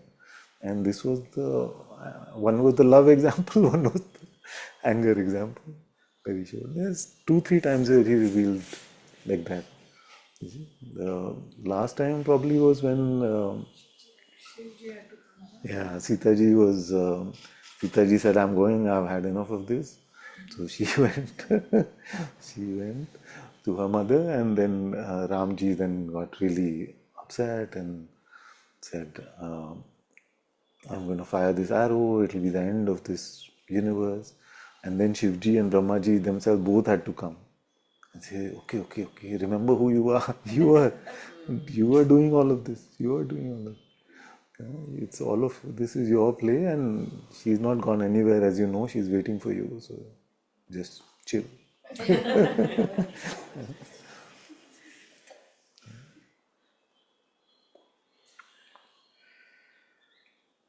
But Anandamayi Ma has told us very clearly. Ma ne bola hai that you cannot use any excuse of any of these stories. If you say, oh, but Durvasa did, all the great sages did like that. So then she said that, but Durvasa was able to bring them back to life also, no? So till you have the power to bring them back to life, you cannot use your anger. She's been very clear about it. In fact, it was her clarity which really shone a light here on this for me. Because somewhere I was still making excuses for my pride, for this anger. So when it came in a satsang maybe 2 years back or 1.5 years back, then I really started looking at it, and then all as is with God's mercy and grace, then for a few weeks the theme stays that only, keeps showing it from all sides. How I need to look at it is. One of the same stories with Buddha and Anguri Maharaj. If you can't bring them alive, you don't have right to kill them.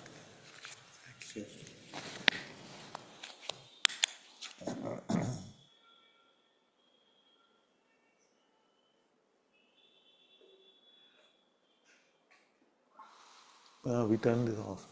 That's why it's a bit warm.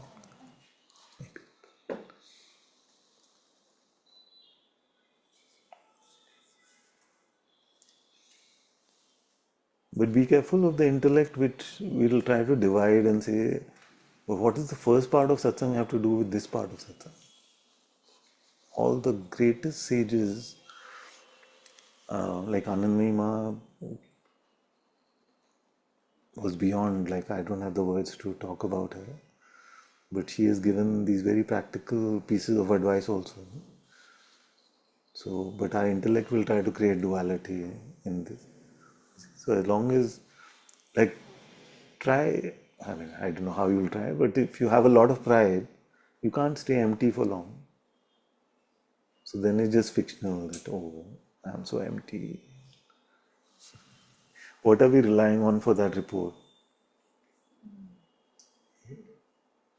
That's what. So that which cannot go there, which has no insight into how empty we are, that one. So same math teacher English marks. No? So we must not fall into that trap.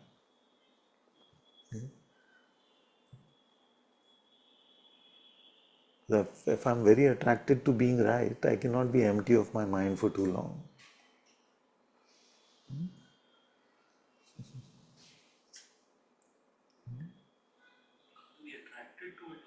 Huh? They're attracted to the extent of falling for it, let's say. It's like, would you call it an attraction if you've been able to just observe it for 10 years and not fallen for it? Then you would say, you're not that attracted to it.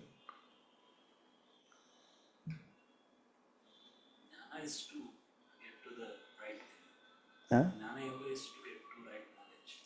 To get to right knowledge, to get to ineffable knowledge.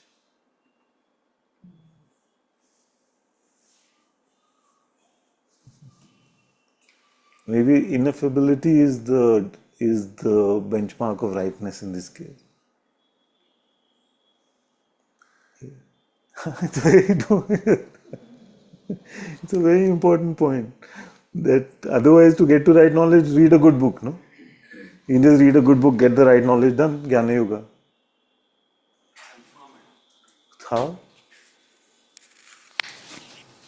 Like to really know it firsthand. How? Like an example? No, I don't know. Okay, it's just as an example. I don't know. So worth looking at, because this is a very, very dangerous misconception in the modern world, no, about Gyana Yoga. Because they say, I am attracted to Gyana Yoga because I am more intellectual. You see, that is, you can read the pointers of Gyana Yoga because you are intellectual, but you cannot meet Gyana Yoga with your intellect. You see, so if you keep thinking that it is something that I can grasp conceptually, intellectually, it is not that. It's very, very, that Gyana, like knowledge, capital K, is very different. No? Atma Gyana. So if you call it Atma Gyana Yoga, it's maybe better. Yes, last Satsang, you made us see that Neti process was just to make you see also the limitation of these senses you're imagining. Exactly. It's not like It's it's a not very going to give simple you process.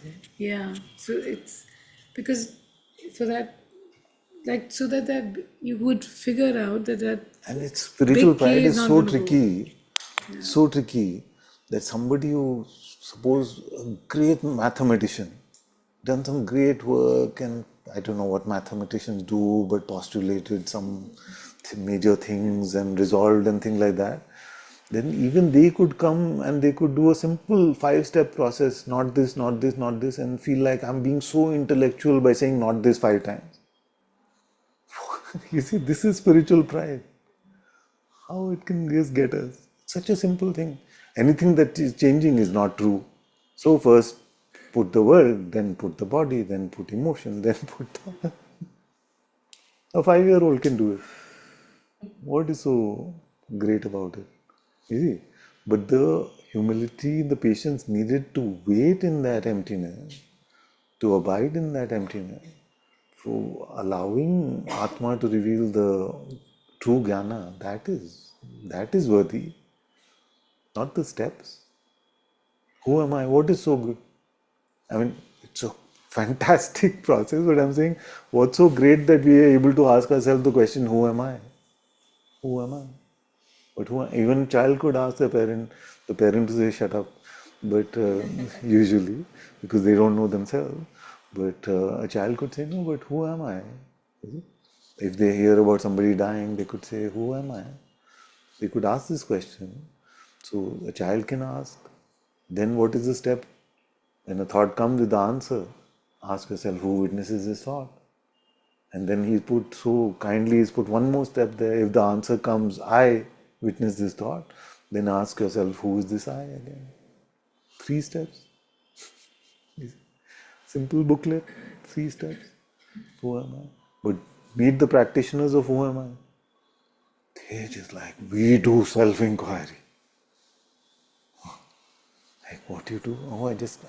If you just break it down into what self-inquiry actually is, it's a very simple process. Not some great mathematician or physicist or, you see, but the pride, spiritual pride, we do self-inquiry. we don't do all these God's name, we do self-inquiry. What is there in that? Ask yourself who you are sincerely, that's all. You see? But what's great in that is then same thing. If you are able to humbly, patiently allow Atma to reveal itself, the process helps you becoming empty. Can you wait in that emptiness? Can you bear your emptiness? You see? If you're able to bear your emptiness for some time, then you are progressing. You see, but the mind cannot tabulate this. Father, when you say bear your emptiness, Yeah, without the mind. just the eating part. The eating part.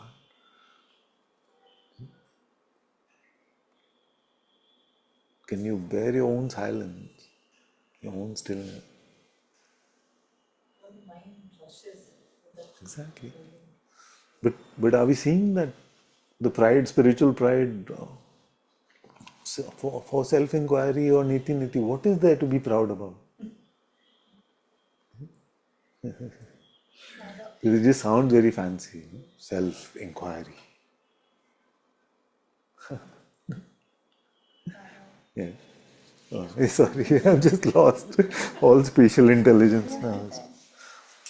Or maybe my ears are blocked or something. No, but what you said about the emptiness, no, Father, it's the most deeply pleasing aspect also, but also so hard because I constantly keep See, feeling. using my this platform because this I feel Yes, will be yes. helpful for everyone. Yeah.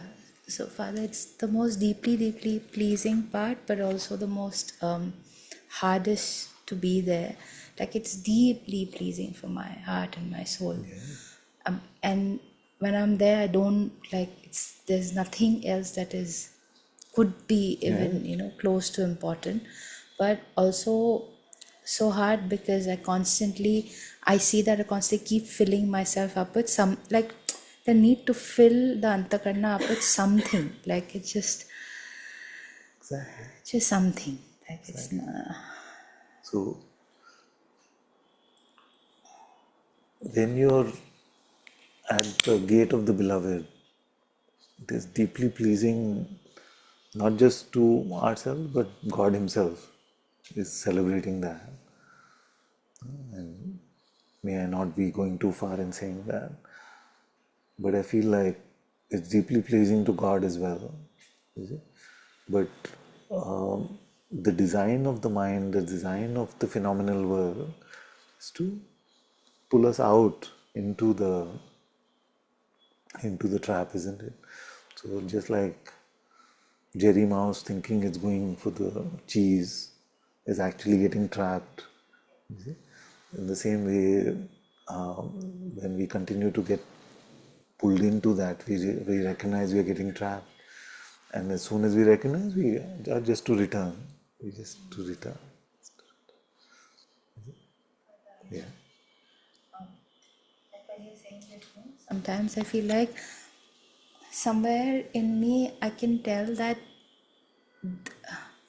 like this is what I want more than anything, but and the outside is not so alluring, but yet there is a is not as, honestly, like I feel like it's not so as much as this is alluring, but still there is like to the tendency to keep filling it up, like keep get That's all our going lives. towards it. It's all our lives. And so what I'm saying is, I'm not denying the question. I'm just saying that I can relate to this.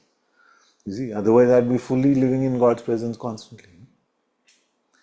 That I don't, because I want, you see, I want to be entertained. I want to see if India won the match. I want to help my family with money. You see, I want, still want, and because I want, therefore I don't leave it to God. You see, I don't rest to see what God really wants in these situations. So all this want, this gets in the way. So that is the project for all of us. Like that, yeah. There's some fear comes of being irrelevant, Father. Yes, yes. All of this, I want to be relevant. All of this can be this thing, no? Relevant. But if we were to dive in and see, let's say, relevant for whom? See, I can't even find my own existence. How to see that others are there and then to be relevant for these. So when we look, we find. But it seems so real. No? Like it seems so real. This immersive environment seems so real. Actually, I don't even know whether I can say that. Like what to compare it to? Does it really seem that real? Sometimes it just looks like a very absurd thing. These buckets, flesh buckets, are walking around, taking themselves so seriously. Yeah, it seems very absurd also at the same time. So I don't know.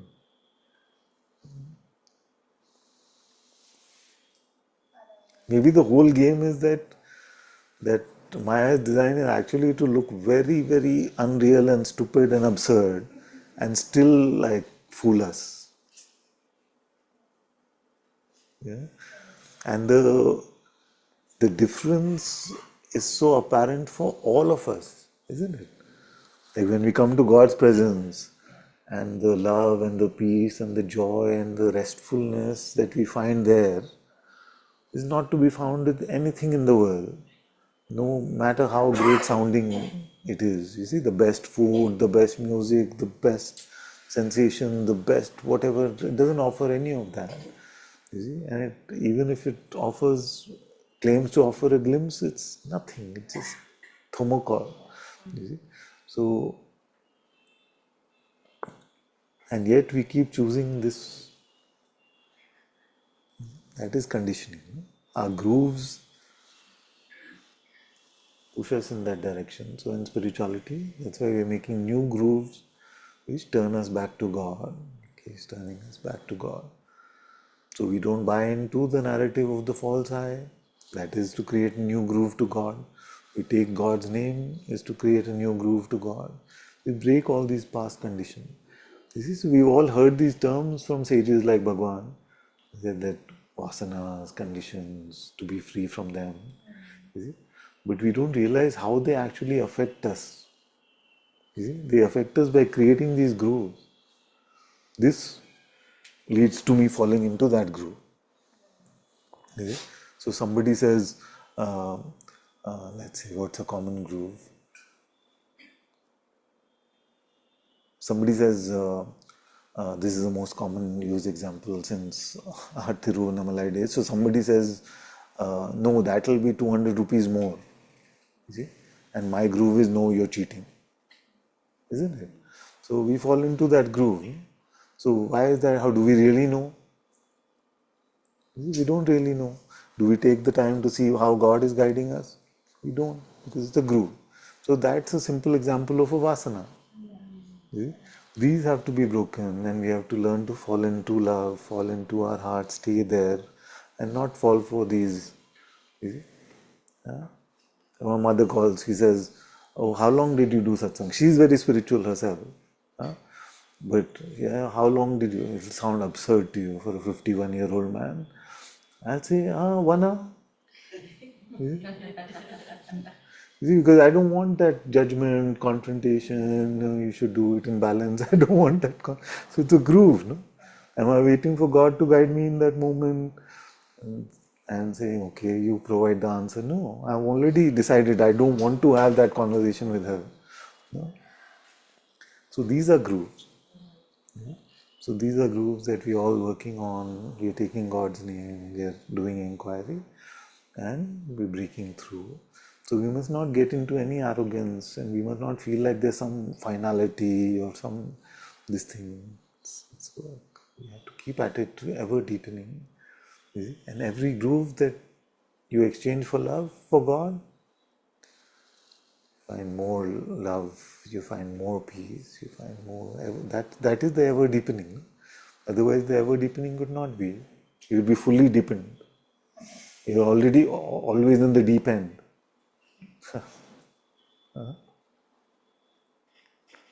Be ever deepening.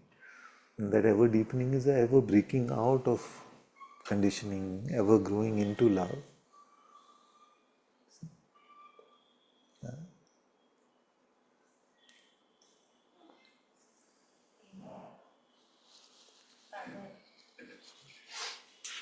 Actually, two, three things. One, yesterday when you had said no that in the next 3 hours now after satsang, you said in the next 3 hours, can you be only with the Naam and don't try not to fall, into your grooves at least in the next 3 hours.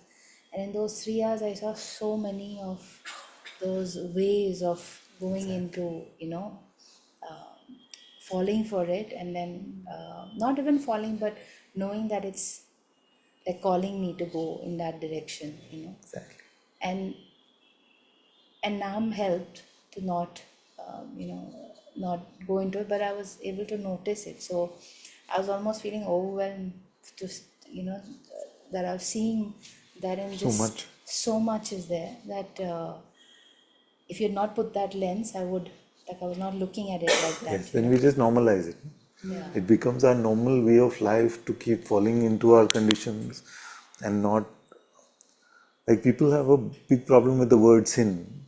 But if you look at sin just as an absence of love, you see, then what we are basically doing when we fall into the groove is we are missing the opportunity for a higher love, isn't it? Like I can treat a brother or sister or even myself with a greater love in that moment. But when I fall into a groove, I'm just falling into some history and learned ways of doing things. And that prevents a fresh meeting, or prevents a fresh love. I was saying that. Isn't it? Exactly. Yeah. See it? No, I was able to see that I was not able to meet the other with just love in my heart. Just was not able to meet. The mind was just like distract. Even though I kept saying the Naam, I wasn't going towards it. There was so much distraction, to But go. see, because your resolution was to stay with God's name, then all this came to light. Otherwise, it just feels like this is normal. And in fact, you may even say, but I was quite empty. Once this task is put in front of us to take the holy name of God, then as taking his name, then all this will be revealed to us. It's good. You have to keep at it. And what I'm trying to say is that it's a lifetime project. Other that is already ineffable now. Yeah? See the who am I question. The answer to that is already ineffable. What do you mean by ineffable? I don't know. No, it's ineffable means I know the answer, but I don't have the words for it. Like everything we don't know is not ineffable. We just don't know it. So it's okay if I want to know it, it's fine. Yes. Want to. This is the only want we talked about. Just find out who you are. So to know, Like, what is the difference between a sage and the rest of us?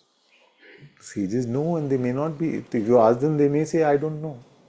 But they know. They don't know in words. Or maybe they know in words, but they realize the futility of trying to share it in words. So, ineffable knowledge means there is knowledge, but it's not yet articulated. That's not bad. That is good. That's okay. But just It's okay for now. for now. See, that was a question at that point in time when you were showing Chanda, the witnessing. You also spoke about the heart and the Antakarna. And Father, I wanted to hear that a little bit more, because it feels like the Awareness knows itself always. It's unchanging, isn't it? yeah. Then what is happening in the process of self-recognition? Huh? That's a question, isn't it? Awareness knows itself, never unchangingly. It does not have a state that I am deluded, now I am coming to recognize myself. You see? So then when we talk about self-recognition, self-knowledge, Atma Gyan, then who is receiving it? You see? Now this part is often missed out in the modern world. Awareness is coming to itself. Then awareness coming, going, recognizing, not recognizing, awareness is unchanging. If awareness itself got changing, that it forgot, now it's remembering, so change happened, then what if the sages said, not that? Anything that changes, not that, no? So if changes state from I knew or I didn't know to I know now, then it's not that. Then we are fully stuck. Huh? So then for whom is the process of growth in spirituality, coming to self-recognition? Who is that?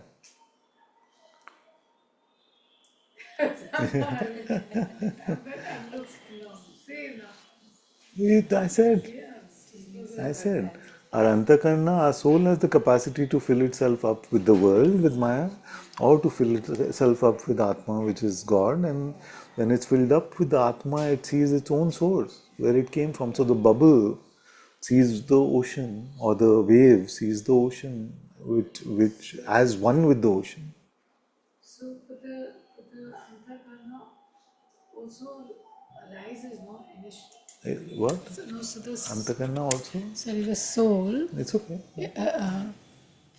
So, like in my deep sleep, I don't have that idea of I am or any such thing, which it arises. The Antakarna It comes. It has life. fully merges into its source in sleep state. Okay.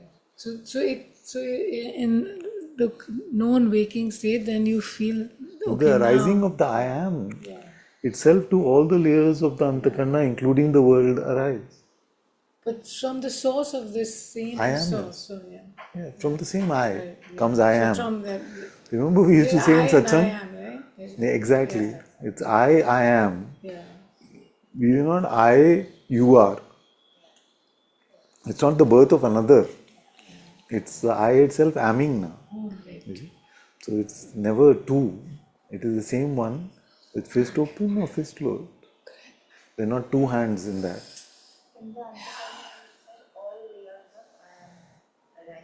All the layers of our existence are like the way I like to look at the Antakarna is that. I don't like to look at the world as outside it.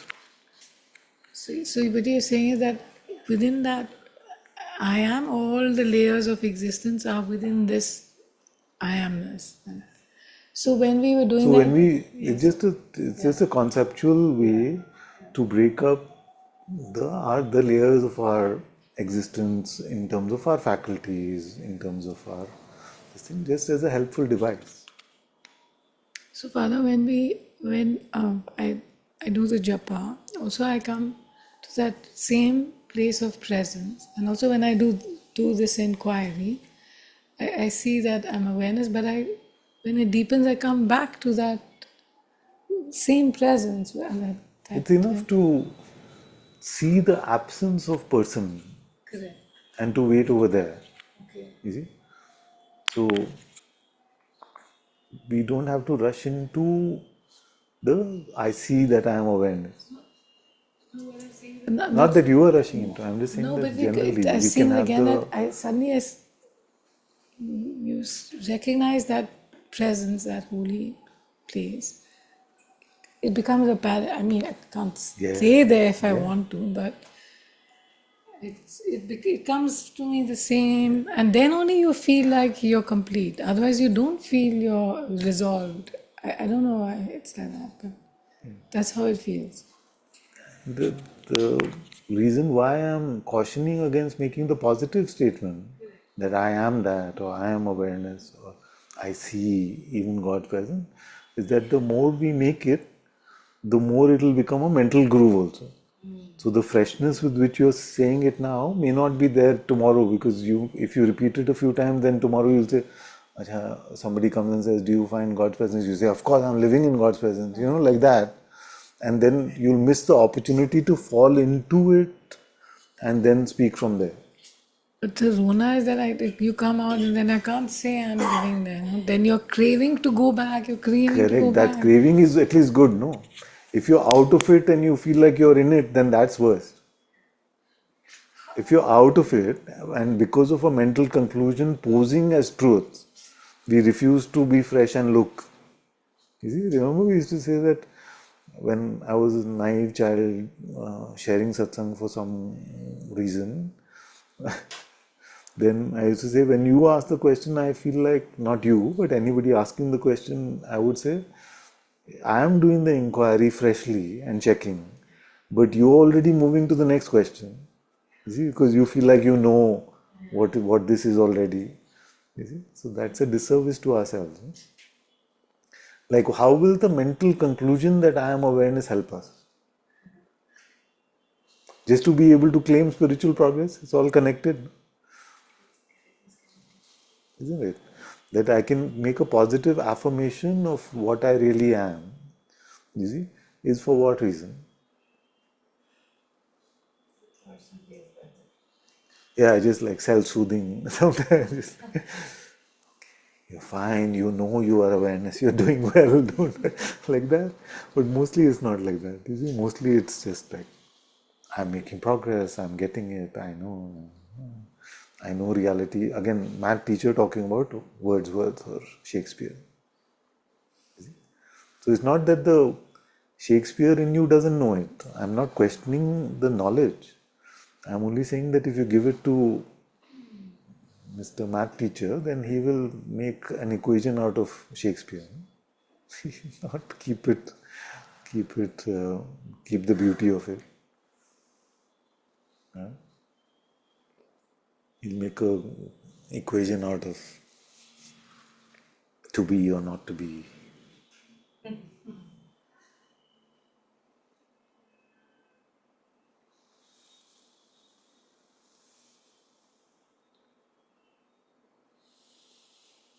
Okay, I've rambled on and on today. That's good. Eating.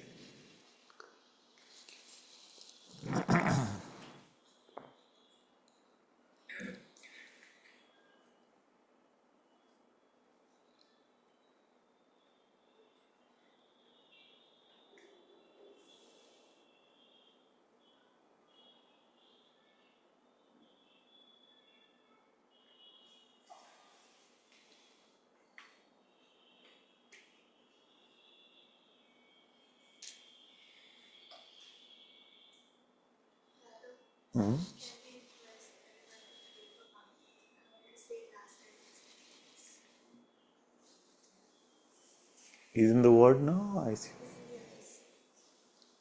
But doctors are? Okay.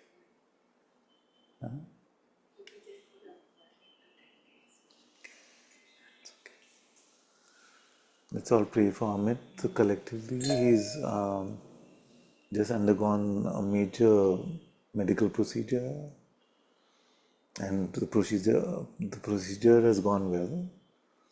But let's all pray for his recuperation and well-being, so he comes back home.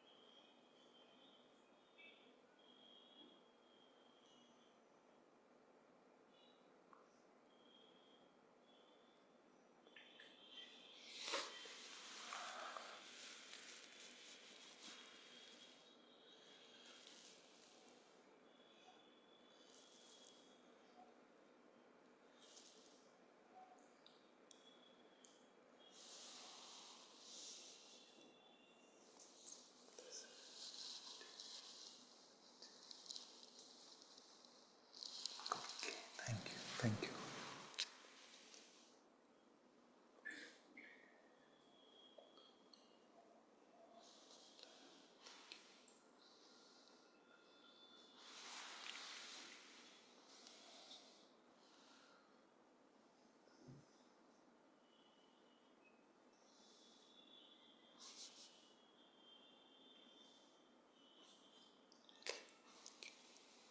I didn't want to come. Okay.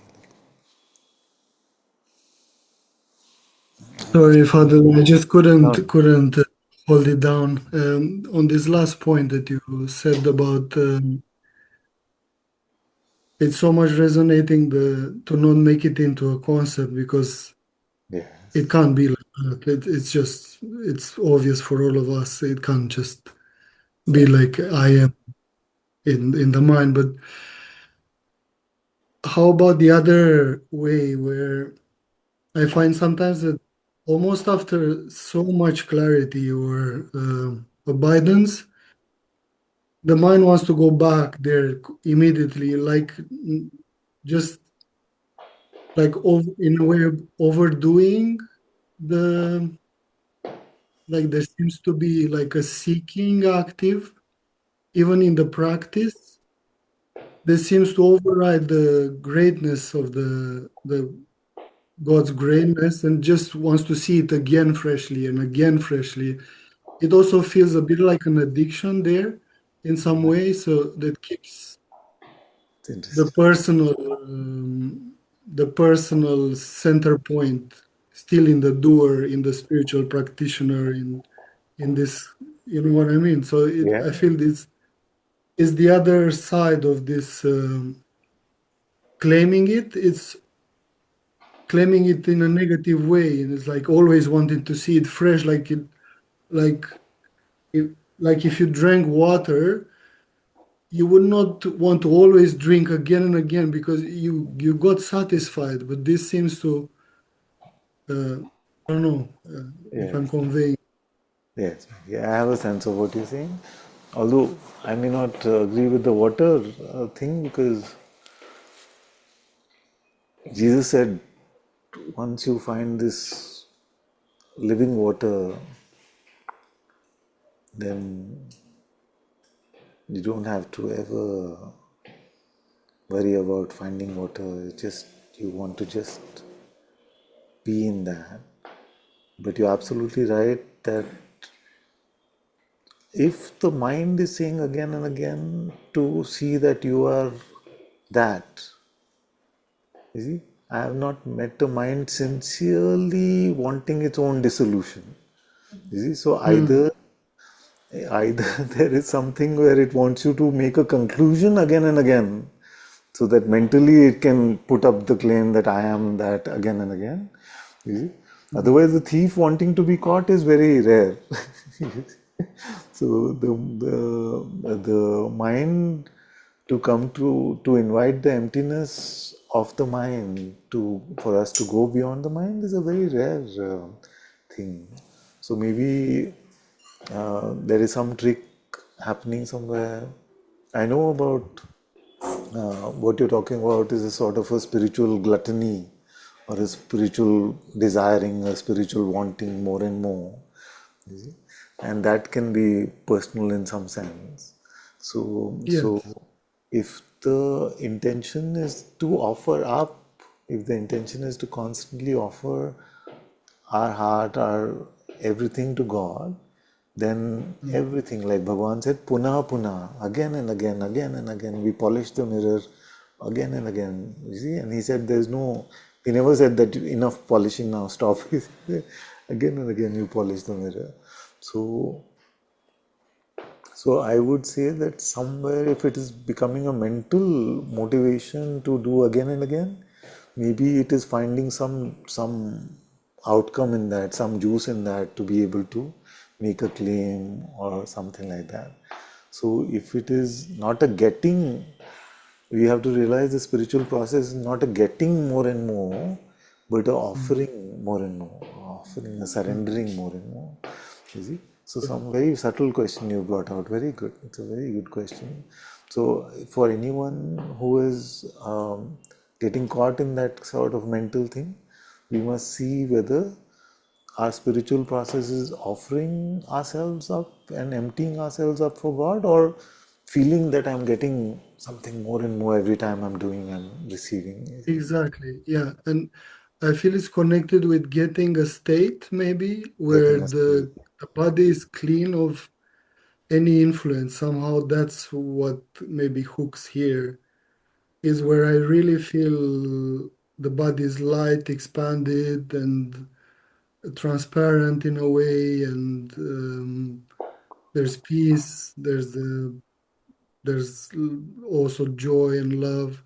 So maybe that's where the getting goes, in the mind wanting to be again and again in that state, and then it acts like a possession in a way that Yes.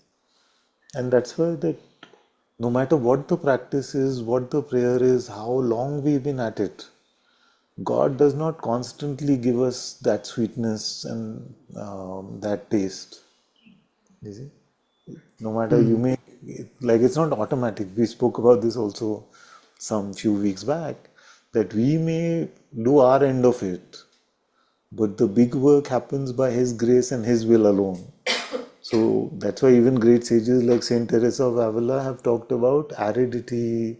Saint John of the Cross has talked about the dark night of the soul, where there is just dryness, where prayer, method, sincerity, humility, everything may be high, but we are not tasting that sweetness, we are not tasting that lightness. It may seem very heavy also at times. And at least in my experience, I have to say that there are many times where it feels just like nothing is happening, and just, we are at it. We are not at it for getting, but we are at it for as a reminder of offering, as a remembrance of His love. So, mm, yes, if that, I feel like if somebody is really afflicted with this tendency to try and get and get and get from God, God knows that, and He knows. No more, to quote a Seinfeld episode, no more soup for you. You know this? You can look it up if you yeah, yeah, the Nazi, the yeah, sub soup Nazi. nuts. Thank Because you, God is Father. not just, it's not mechanical. That's why I've been fighting this whole notion that it's a force field. You just go into that force field and you're teleported or something. No, he's the most intelligent being. Mm, mm. Huh? Yeah, yeah, yeah, absolutely. And that's why I love what Saint Therese of Lisieux and Ma Shabri's story, that they pray so that God may find some rest in them, not so that they may experience something. So beautiful. It's beyond fathoming. Thank you for this conversation. Thank you, Father. I will take that offering, Thank and I will offer that. Thank you. very, very bless you, bless you. Okay, Radhesham ji wants to say Ram Ram ji. Bless Ram Ram father, you. Ram Ram, my dear. Bless you. आपके चरणों को कोटि प्रणाम। बहुत बहुत प्यार आपको, बहुत बहुत आशीर्वाद, बहुत प्यार, सब सब